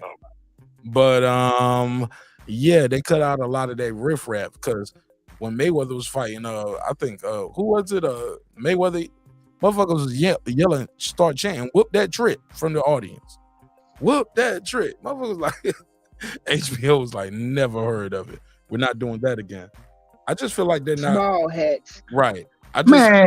Listen. Go ahead. If any date, I believe that date. I can believe it, but we've been led to the mirage before with no water. This is the problem, Martin Ash. The same time I came and told you on your show, I told you sources confirmed from my brother L-Dub Boxing. He told me, he said, God damn it, the damn the goddamn, what's the fight? The Benavidez versus Garcia fight. You was like, nah, that shit ain't happening. On your show, you said it. I was like, nah, that shit happened. I don't remember that. You don't have to remember it. I remember it. But and so, let me just finish, bro. Let me finish. One thing. Go ahead, bro. Danny Garcia had 2 or 3 other dates that fell through right back to back. I didn't speak on none of those dates. I spoke on this one date, and you told me. And when I spoke on the date, you said this shit ain't happening. I don't tell you what happened. Like me, what I'm telling you, what I know, what me, Martin Nash, what I would say is what I'm telling you now. I believe it when I see it. I'm not gonna straight up call nobody no liar, But Me what too. I will say is a motherfucker don't had 3 or 4 different times where they don't call little boy called Wolf. So, but I ain't gonna call nobody no liar. Like that's just not even my character because I don't seen it so many times on this live shit. I'm gonna call you even when I pull up the facts after somebody misspoke, I will give them a chance. But half the time I'd be like, "Well, checkmate. Well, here's the facts right here. Well, let me read the facts." But I ain't just gonna call somebody a liar. You know what I'm saying? That ain't me. But Well, when I said that fight was gonna happen, you said that according to you, you said I ain't got no proof of it. I'm cool with it. I'm cool with it. You ain't got no proof of this either. I'm telling you, on the live, it's still there. Pull it up. Timestamp that shit like my boy the boxing scholar. I don't have time to go back and look at all your lives, bro. I don't remember the exact date. Respectfully, I don't remember the exact date. So I know I said it and I know what you said, but it's all good. All I'm asking you now is damn it, the shit is happening on November 19th. You feel me? It's gonna be in Vegas. Last time you brought up me making a quote about some shit I said, you said that before, and that shit never happened. You do remember that, right? Because this ain't your first time telling me I said that. Because you bring that up as a reference. What fight was that? What fight was that? This same fight. No, bro. You brought up with some sources said shit before, and you brought up the reference of that same fight that you just brought up and said you ain't got time to pull it up. But this same fight, we had a different date on it. It might have been 4th of July. And remember you and I was talking about your sources, and we was talking about sources said, and you kind of got a little touchy. That fight then wasn't announced and wasn't happening then. No, the fight did. The only fights that I ever have that I've ever said that gonna happen on your platform has happened. You tell me what fight I've said that's gonna happen that didn't happen. You tell me. Spence Crawford. And when you brought it up, you brought up me saying I've never said. Matter of fact, I've been on the opposite side of the field. I've been saying that fight's not gonna happen before, right? This ain't your first time telling me, Martinez, I was right before with my sources and you was wrong. All right. That same fight. So you was telling me about your sources, telling me this fight was going to be announced. You did this whole song and dance right here, and you brought up the same example before and now. No, I'm just saying he did the same shit before. It was a different day. It wasn't November the 19th. It might have been October. It might have been a different day. So reference is always about Garcia Benavidez. Yes, no, you don't remember doing this when the fight the same way you don't remember shit. I don't remember shit either. I remember that shit. No, I remember the conversation. Like I'm just telling you that shit. What you telling me didn't happen. So did I not say that the Benavidez Garcia fight was going to happen, and you told me it wasn't going to happen? Did that not happen? More or less around that same lines. Say it again. You broke up, brother. More or less along that lines. I told you probably some shit like I believe it when I see it. Because Danny had a New Year's date. He had a December date. Had a February date. So I'm thinking when you telling me Danny got a 3rd or 4th date, I'm like, yeah, I believe when I see it. I even replied to his comments. Telling Danny Garcia I believe when I see it. Like, did the fight happen or not? Absolutely. Once again, my source has confirmed that the fight is made for November 19th. Martin, are you coming with me to the fight? Goddamn it, I need you to come with me to the fight. Goddamn it. I'm gonna stick to my guns. I believe it when I see it, homie, and I'll let you know when it's announced. That's a bet. That's a bet. But at the end of the day, man, go ahead. We heard the fight was happening. So many different. We got fights made for next year already. Bro, I've been the main individual saying that I didn't believe this fight was happening. I didn't agree. I've said multiple times that the shit ain't happening. And when my brother tell me that it's happening, he ain't never told me nothing wrong. It is what it is. And so if it don't happen, I won't. Matter of fact, Mark, write this shit down. I know you got I ain't got my pen and pad with me, so I know you do. I know you don't. I got mine though. I know you do. That's why I said it. Write this shit down. November 19th, the fight is taking place in Vegas. I don't have an arena yet. I've been looking for my ticket. I got a couple Airbnbs that me and YB, we trying to get on. I'm just telling you what's going on in my world. And if I'm wrong, I'll get on your panel and tell you I'm wrong, bro. You know I don't have a problem saying I'm wrong. You know that. And so this is what I've been told, and I believe that shit, bro. I believe it. The shit is being made, bro. Respect. And I'm one of the few people who said, not few, but I'm one of the people who've been saying this for a minute now. I didn't think the shit was going to happen this year. Didn't think it was going to happen, but it's been confirmed to me that the shit is happening. And I'm excited about that shit, bro. I'm really excited. I want to be there. You sound muffled. Go ahead, jump in, fam. Who is that? I couldn't hear him. I got it. Just me try it. Go ahead, KP. I think it's KP or either. Yeah, we'll believe it when we see it, man. That's how I am with that fight. I ain't about to go off all this back and forth, waste of time, bro. They ain't made no fight announcement. I ain't going with all that. Well, we got the right side guarantee this time. This is different. I don't care nothing about none of that. Well, I care. I'm Amazon Prime guarantee packages. Sometimes it don't come today. So shit, I ain't. That's a fact. Hey, Amazon is pretty close, bro. If they tell you that shit coming on Wednesday, it damn near be there on Wednesday. Respect. They're a lot closer than boxing ever gonna be. Fact. Well, look. Well, I got y'all brothers here. Passion and Bliss, you still there? Oh yeah, I'm still here. Mm-hmm. All right, gorgeous. Let me ask you something. Mm-hmm. Same thing with these boxers. Same thing with these ladies out here. Motherfuckers think they deserve more than what they want. You see how I tie it all together? You don't deserve 50-50. You get 60-40, shorty. No. Hey, they coming in like Keith Thurman, Mark. No. You don't think these American women are pricing themselves out? Like, come on.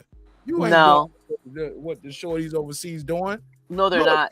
They can get the Brazilian butt lift with the Medicaid over there. They version of Medicaid. Like, they can just go to the doctor. I'm feeling depressed about my TTs. He treat me like animal. And get some new titties, new ass. And then a nigga like me swoop in. I done brought it to Miami. Nigga, she living her best life. Now, granted, she might leave me later. I'm gonna have my 3-4 years of fun and taking pictures in the sun. Okay, I went too far, right? I went too far. Small hat. Keith Thurman went to Tibet. Come on, man. Small hat.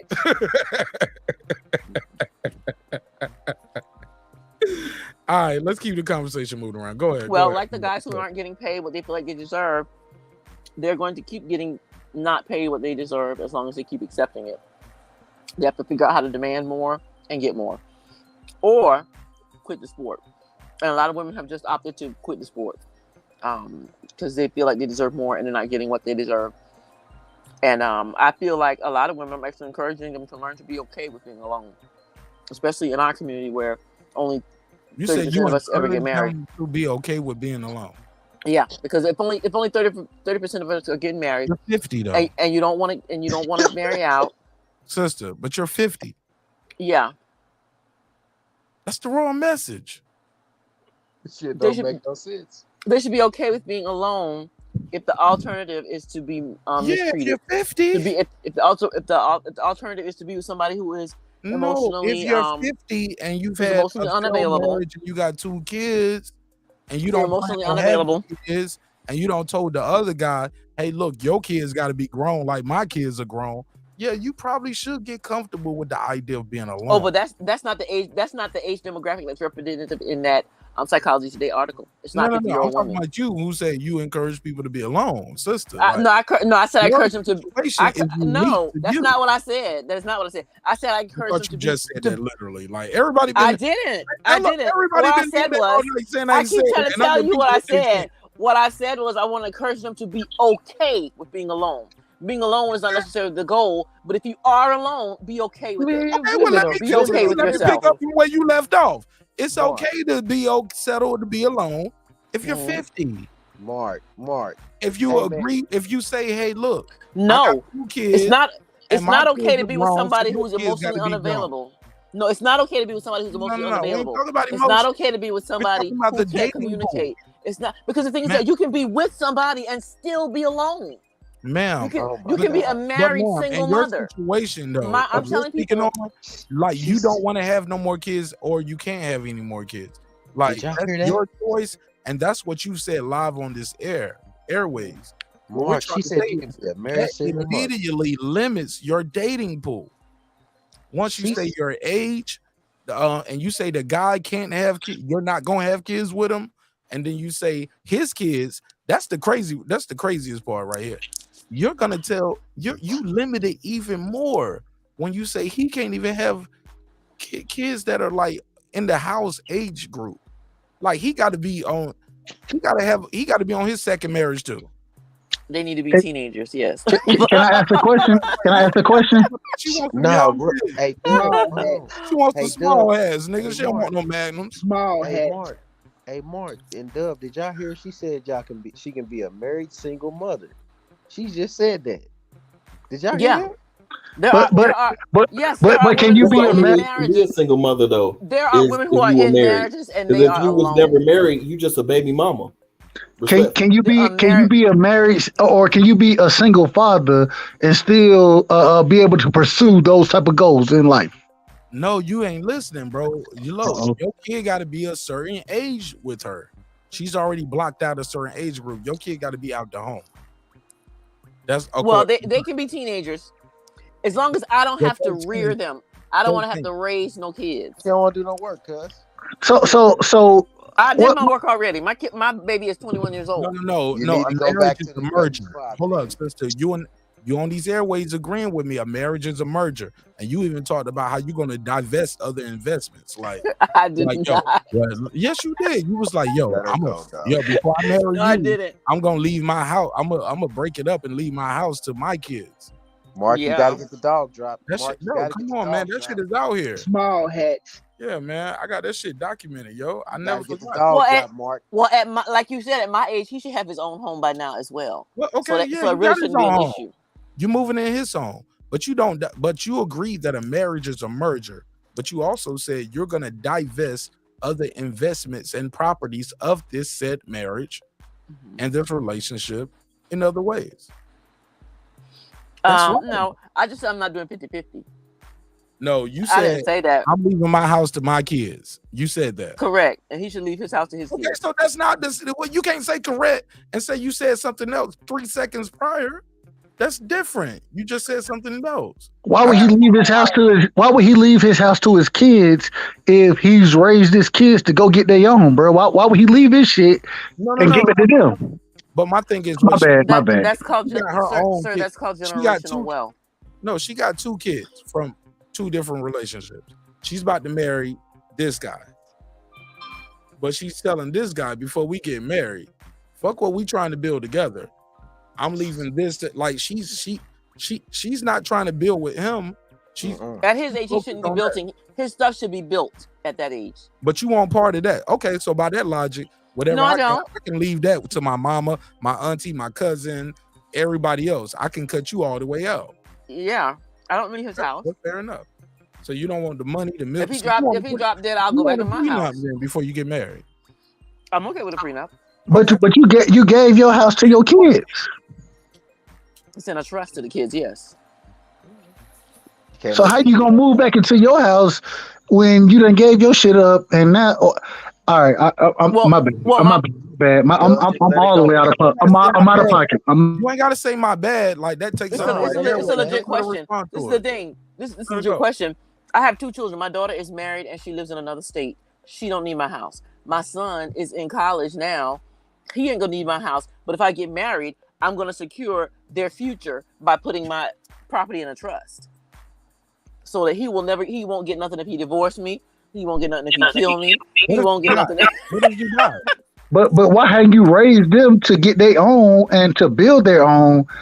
That's how when I raising my son, I want him to have his own. He don't need to look at me when he becomes a man. He don't need to look at me for nothing. He need to have his own, bro. What are we talking about? That lets me know that you don't understand the concept of generational wealth. You are supposed to leave something for your children. My parents own their own house. I own my own house. My sisters got their own property. We don't need their house, but when they die, the house is coming to us. So and we're probably gonna sell it. Or either my son said just to make it an Airbnb. It's a nice house. But the thing is that you are supposed to leave something for your children. You are I supposed never to. said I'm not gonna leave nothing for him. What I said was to raise him have his own. I I want him felt like to have his own. I felt like I'm not raising him I felt like to I worked 50 years. anybody. Y'all saying the same thing. You I just felt you like I just worked missing 50 it years going different back. ways, but I think what for we're my missing is in her situation, she don't have no children with this dude. She ain't right. trying to have no children with this dude. Correct. And I didn't work So 50 they don't years have for no him to get children my together. property. It's nothing And for I them. didn't work 50 It's years and nothing pay for my right. home for it to go to him. I No, worked no, 50 no, years no, to pay no, for no, my no. home for So one of my respectfully, children. He's hold on. getting nothing out of being with He you. gets nothing out the Correct. deal. He Correct. Let me speak. I What I'm Correct. saying is this: He don't it's need to take no that deal. children involved. It's no other children. Right.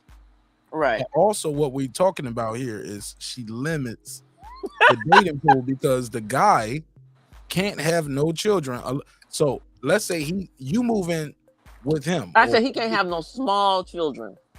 Well, you said that. Well, tonight you put a cap on it. Before you had said they got to be out the house. They got to be grown and gone like your kids. No, I always said I was okay You with got a teenagers. BMW. He got to have a BMW. You don't remember that? I ain't say you had to have a BMW. She was like, "You got to come on, man." I was She here. changed her mind. She did say that because she was talking I about did how not. her car was such a luxury car. I never It only said has that. to be You all the said oil has to that. be changed once a We year. knew, yeah. We No, knew I you never had a said that. luxury You car. all say that. No, And you I'm good. said your I'm car good to was a go with luxury you. car that you only had to change the oil once a year. Yeah, but let's said move that. past it. That's for my car. It's I cool. ain't say nothing about his car. I That's said cool. nothing about That's his cool. car. It's cool. We can move past that. But here's the deal: if the man, I just feel like, in my opinion, and I want your take on this, and I want you to be sincere and be honest. How would you feel though, Passionate Bliss, Mm-hmm. if he left you nothing and left you and your kid? I don't care, and y'all been together for a long time. Mm-hmm. Y'all, you meet him next year. You're 51, and you guys are together till you're 88. Mm-hmm. You know what I'm saying? So you finally die, and you still here, and you find out like, yo, he didn't leave me nothing. He left everything to everybody else. That wouldn't bother me. But that he would only amassed- bother me if I had nothing. I think it would only bother you if it was It would bother me if I had nothing. But the thing is that I already have my own property. I already have my own cars. It ain't Ralph though. So, but the thing is that because I have things, I don't need whatever he's got. He doesn't have to leave me anything. I don't need it. If I needed it, then I would have an attitude. Well, why do you need it? Well, if you got it like that, why do you require a man to have so much for him to love you and to spend the rest of your days with you? Well, I think we should be equally matched. I think we don't have to be equally matched. Because if we're not equally matched, then that means you're dead weight. That means you're a burden and you're dead weight. If we're not equally matched, that means you're going to be draining on my resources. No. He don't need nothing from you.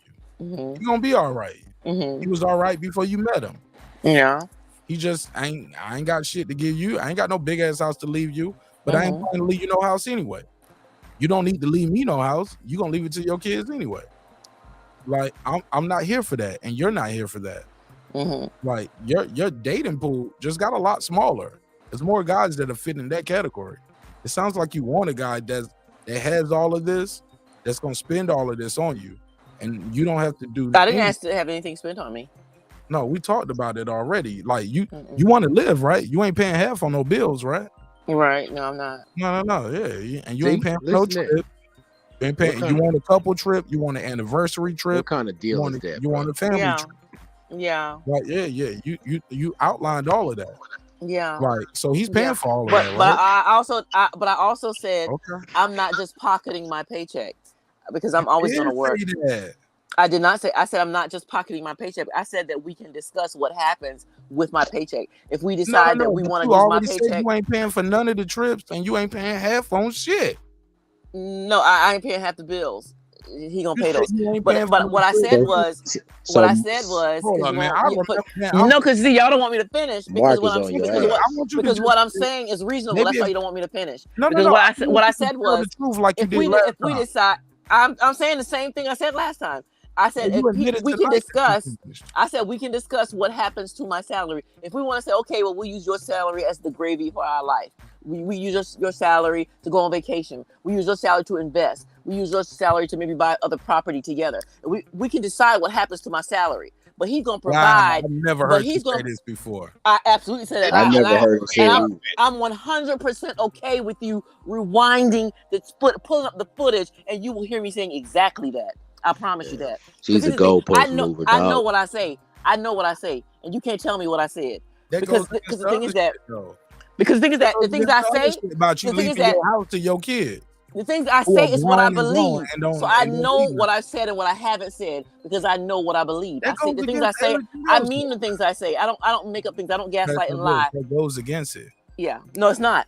It's not. What- And I promise what- you, if you rewind what- it, if he got you that will have much heard me power say to that tell you what before. to do with your paycheck. I said we can You can't say decide on the flip together. side that like, but my house is going between my two kids, my two grown and grown Correct. kids who got their own family and got Correct. their own homes to do Correct. whatever they want to. Correct. you I get have no. nothing I out of have. the deal. I have even no broke say yet. so. I have no say so in his assets before we married, and he had no say so. That's matter of fact. That's South Carolina law. Whatever you enter into a marriage with, it's yours. It's got nothing. That's South Carolina law. I like South Carolina, but you crazy. Yeah. Anything that you get from an inheritance is yours. Anything that you got before, anything that you had before you got married is yours. If you get divorced, he will not get half of your house. Whatever you had before the marriage was yours, and anything if you got inheritance, that's yours. He can't get that either. That's South Carolina law. But I'm willing to do a prenup. I'm okay with a prenup as well because whatever he had. However, like say I'm 50 years old and we're together for another 20 years. Whatever we acquire in that 20 years, South Carolina law says we divide that 50-50. What does a So, man get so out I'm of okay deal? with I'm okay with my salary. Everybody, So I'm okay with discussing the salary. Last part again. You said South Carolina say what after how many years? If it doesn't matter how many years, whatever you acquired during the marriage, you split it 50-50 in the state of South Carolina.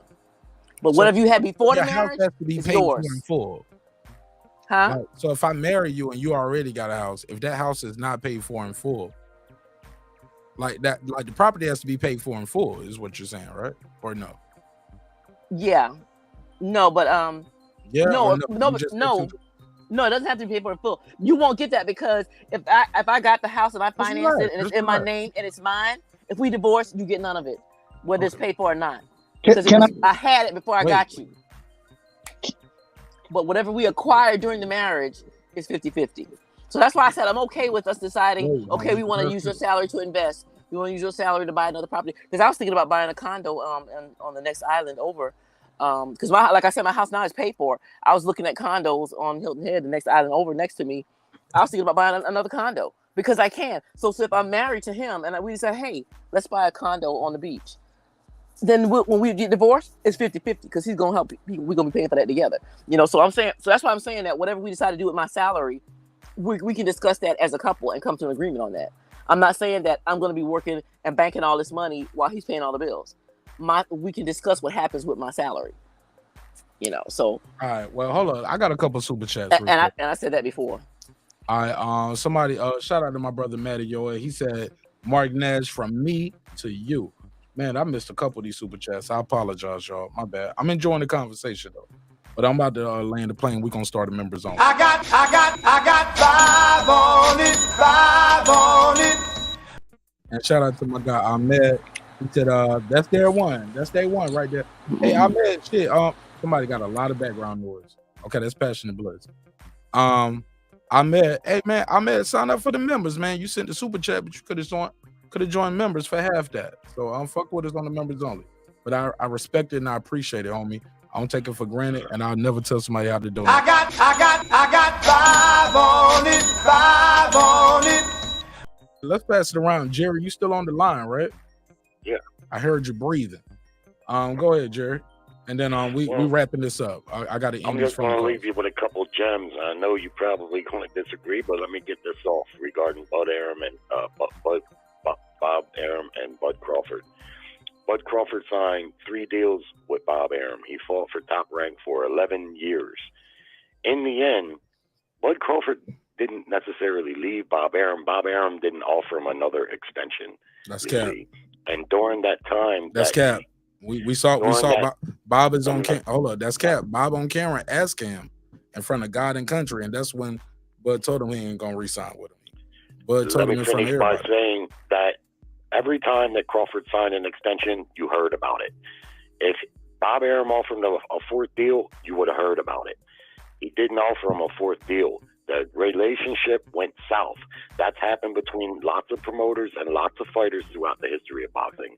But during that time, Bob Arum paid Bud Crawford more money than any of the other welterweights, even though Bud's resume at welterweight wasn't as good as the PBC welterweights because they were fighting each other. Bud Crawford had it good with Bob Arum, and Bob Arum never talked bad about Bud Crawford until Bud started becoming very difficult with the negotiations for the possible fight with Spence, saying that he wouldn't accept 60-40 and stuff like that. Bob Arum overpaid Amir Khan $7 million to get Bud a big name on his record. He spent good money paying Bud Crawford, and so people made Bob Arum out to be the bad guy. But look at the situation Bud Crawford's in right now. Prime. Prime position, but go ahead. I'm gonna let you finish. Well, he's not in a prime position. He's in a position that no fighter wants to be in. He doesn't have a promoter to pay him, nor a network to air his fights. That's not a position of power. That's why he's having trouble negotiating over there at PBC. He doesn't have any leverage.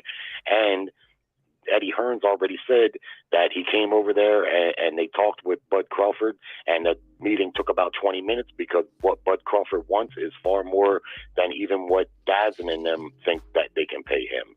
So the reality is the guaranteed money that Bob was paying him to fight in-house fighters was a good deal, and that's why he signed and fought there for 11 years.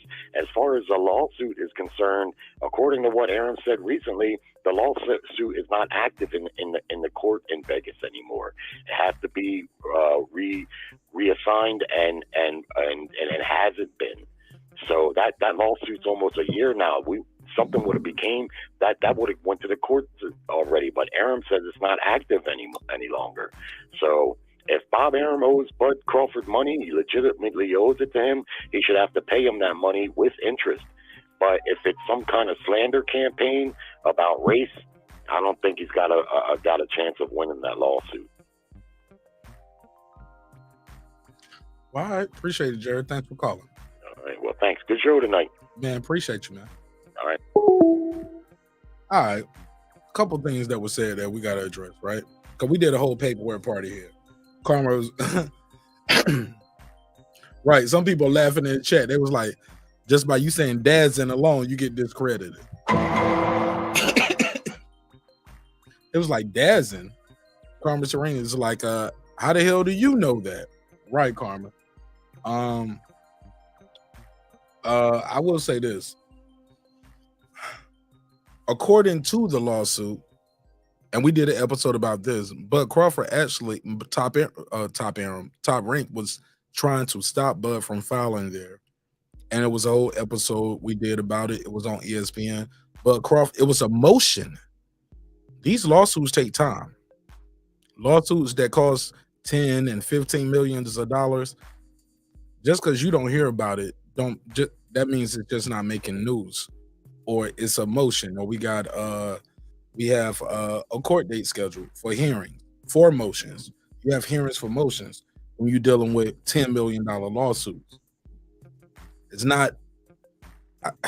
I'm just sorry, bro. That's so crazy just to say. Well, we ain't heard nothing about it. It's been almost a year. Man, we hear about lawsuits that are settled 2, 3, 4, 5, 6 years after the fact sometimes, because it takes a process. The more money, the bigger the lawyers, and the more is involved. Now, far as the things that are pointed out in the case, did an episode on that too. We had a paralegal up here. We went through the whole paperwork. We got the paperwork still in the chat on that episode. It's going on. It's about a lot of that lawsuit is basically he didn't get the fight 2 times a year per fight for X amount of dollars. So $4 million of that is him only fighting that one time that year when he fought Kowalski. He was supposed to fight again that year. He didn't get to fight another time that year. When he fought Sean Porter, that was the only fight. You get what I'm saying? So they owed him money for not giving him another fight. Also, what's stated in that lawsuit is once it became obvious to Bob Arum and Top Rank that he wasn't going to resign, that's when they start slandering him. They slandered him publicly, saying, "Hey, do we want to sign him? Does he want to resign? It should be. Do we want to resign him? I can build a mansion in Beverly Hills. Like, come on, Jerry, that shit is public knowledge. Bob Arum did that, and when you start saying, yo, every time he resigned, we knew about it. You knew about it because they resigned. You don't know about the negotiations all the time. Just like we don't know all about these PBC negotiations that's going on. It's a process, homie. He's a free agent. He's suing his old promoter immediately after leaving. Immediately. That means his business isn't right. When you read the contract and when you read the lawsuit, as we did on the show, you can see it broken down. It's called violation of fiduciary duties. You can't talk bad about me publicly if I pay you to talk about me good publicly. It's nothing. It's no different from an accountant or a lawyer or a real estate agent. I'm paying you to sell the house, and you out here telling people, man, this house is a piece of shit. You should buy this house. It's a violation of fiduciary duties. Shout out to my sister Nick Rich. Pulled up, went through the contract with us all the way through all the accounts. So when he says Bob didn't want to re-sign him, Bob is on camera trying to re-sign him immediately after the Sean Porter fight. And he says Top Rank couldn't work because that's what his part of his lawsuit says. Once it became clear to Top Rank that I didn't want to re-sign with him, that's when Bob started bashing me publicly. Probably because he kept sending back that contract. Every time they sent out a new contract, it was like, nah, or not even negotiating at all. We're not even negotiating. We're not even answering your calls unless it's about the fight. So I just think, I get it, man. When you rock with who you rock with, you're gonna have your own interpretation of it. It's easy to say, Bud Crawford don't want to fight. But by what you're saying, if Bud Crawford didn't want to fight, he could have just stayed at Top Rank. Could have just stayed there. But that's my time, man. We about to get into this members only shit. I just really think it's just so people hear little parts, and even sometimes when I hear their talking points, I'll be like, you got that from somewhere. And depending on what you say, I can almost tell what YouTube channel you got that from, or how outdated the information is. Even with the Eddie Hearn shit. The Eddie Hearn shit that he brought up was like, it's a little outdated, and it was at the time, but that was then. And at this point, it's only one fight that he wants, and it's all the fights that he wants is over there. He's trying to make it work, bro. He's trying to find something that's conducive.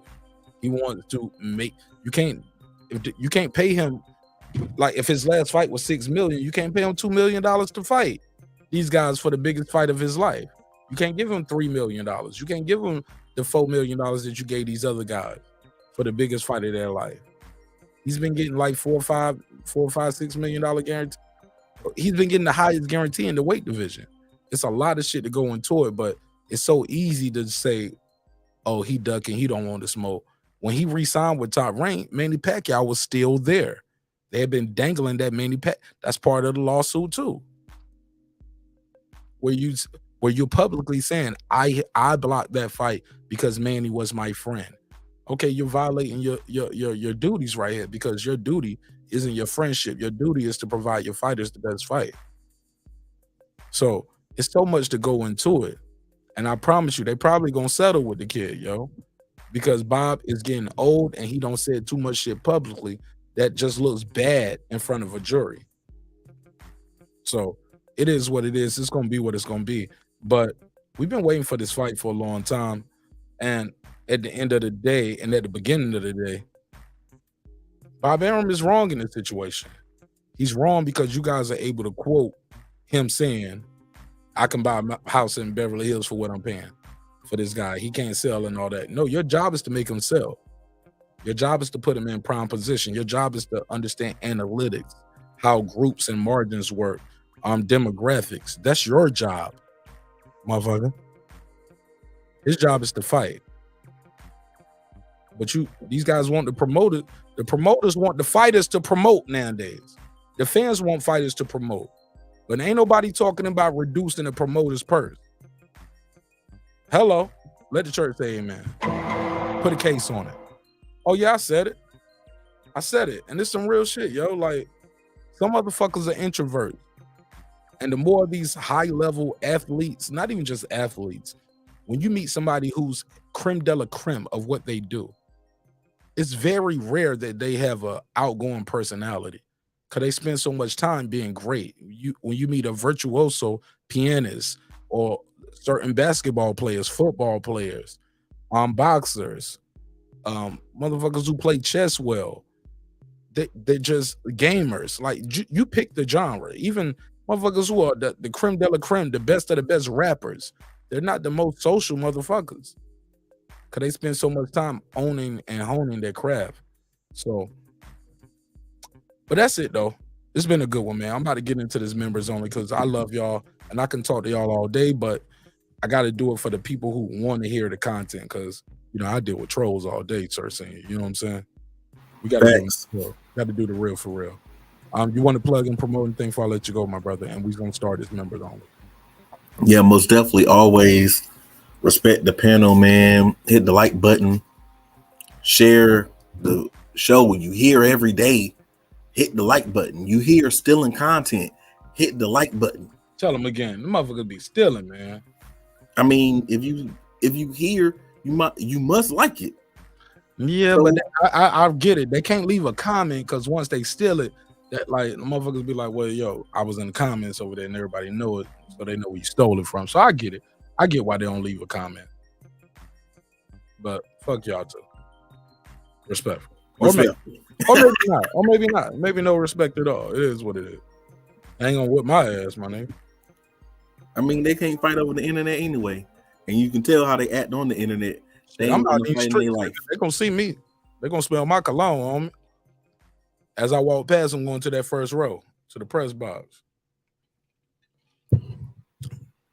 Respectfully. Shit like that. But as always, join me at Cooking with Sir Senior. I'll be back as soon as we get back home at the hospital right now. But as soon as we get back home, probably next week, we gonna be in there. We're gonna drop a lot of content. We're gonna be doing some collabs. I'm always cooking. I'll believe it when I see it, Sir Senior, just like this fight. But well, you'll see me back before you see this fight. Right. That's a factory right there, homie. All right, well, let me jump into this members only real quick because I spent my last hour and 30 minutes right here doing this shit right here on the main channel. I should have been giving this content to the members only. So let's jump right into it. Plug your channel. Did you plug it? Yeah, Cooking with Sir Senior. All right, man. Cooking with Sir Senior. Always. What's the slogan? Yeah, I'm always cooking something if it's home cooking or food for thought. Yo, man, shout out to all the passport bros out there. And shout out to everybody. We almost had 2,000 votes on this survey right here. Which undisputed match you want to see the most? Errol Spence, Bud Crawford, resoundingly 87%. But like I said, 100% agree that it's not going to make the money that the other fight is going to make. It just is what it is. Both are glamorous divisions in boxing, welterweight, heavyweight. I mean, come on, bro. They Americans. The big money be in America, they say half the time, right? It's a new day. Shout out to the Saudis, right? But glamour division, all four of these motherfuckers undefeated. It's undisputed. You got a guy that came up in weight, 2 divisions. You got a guy that came up in weight, 1 division. 3 belts versus 1, 3 belts versus 1. You got Russia and the UK. You got America. This shit ain't gonna do it. It ain't gonna do it. I got people that be on the show right now and tell me to my face, Mark Nash, I ain't gonna buy the fight. I told y'all I'm gonna start this new shit. Like, once this fight happens and when it really happens, I don't even want you on my panel, homie, unless you can show me a pay-per-view receipt. I'm gonna start charging motherfuckers pay-per-view receipt. Send me the email. I don't even want to hear your opinion on this fight. Talking about the fight 3, 4, 5 years, and now the fight is among us, it's upon us. And you saying you ain't even gonna buy the fight? You're gonna buy the fight? Why not? You everything they said they was. You everything they said you was, homie. And with that said, let's get back to the bread, man. I'm about to do another episode. Members only live starts right now. Shout out to my good brother, Sir Senior, man. Thank you, brother. Yes, sir. All right, let's do this shit. It's been another great episode of Breaking Beats, where we break down business, entertainment, art, technology, sports, and anything else you and I feel like talking about. Always remember, y'all, it's a hip-hop political sports show with a comedy twist. We like to let the jokes fly because life is serious enough. Remember, dreams require sleep. Goals require effort. You can get that t-shirt and hoodie at marknash.com, marknash.com. You can also get the Mark Nash t-shirts. People are like, man, why would I buy a Mark Nash t-shirt and hoodie? You'll buy the Tommy Hilfiger motherfucker, and he won't even call you. He won't even take your call. Won't even send you some flowers. If something happened to your mama or something happened to you. So yeah, buy the Mark Nash t-shirt because you can reach me, and I'm gonna reach out to you, and we're gonna talk. We're gonna build. I'm gonna see you at the fights. I'm gonna see you at the concerts. We're gonna have a good time. We're gonna chop it up in real life, homie. That's how we do it. I love y'all. Hope you love yourself. If not, guess what? God loves you. So does Martin Nash in the neighborhood. Look, a lot of times when we talk about these conversations on the show, it can go left, it can go right. Conversations get real heated, get hectic. Never forget, homeboy. I built this shit. Me. Brick by brick. And I'll be damned if I let you tear it down just because you don't like the way another nigga talk. Drive, motherfucker. Subscribe. I don't care how many. Oh, wrong button. Drive, motherfucker.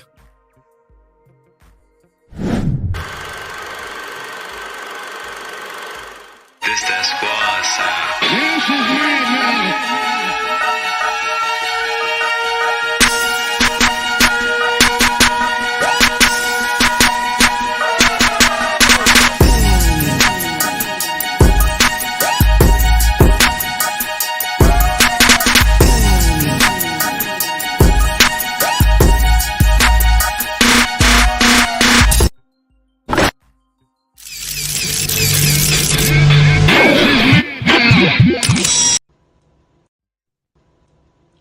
Subscribe. I don't care how many subscribers he has. Support him.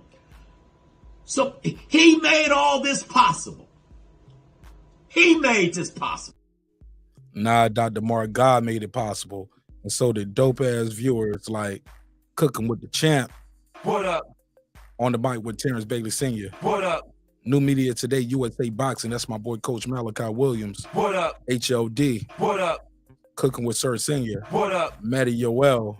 What up? Deuce Times. What up? Brandon Washington. What up? Born Supreme. What up? Karma Serene. What up? Lisa Bells. What up? That guy Eclipse 330. What up? Ace Retro. What up? Lady Shan Dum Dum Season. What up? Dub Right Side. What up? The Boxing Lounge. What up? Taint the Sweet Science Examiner. What up? My boy Puto. What up? D Bevel the Champ. What up? Rob G Films. What up? And of course, my good brother Derek Lincoln. What up, gangsta? I love y'all. Hope you love yourself. I'm gonna see y'all in about 5 minutes. Members only live. Members only live starts now. Let's get it.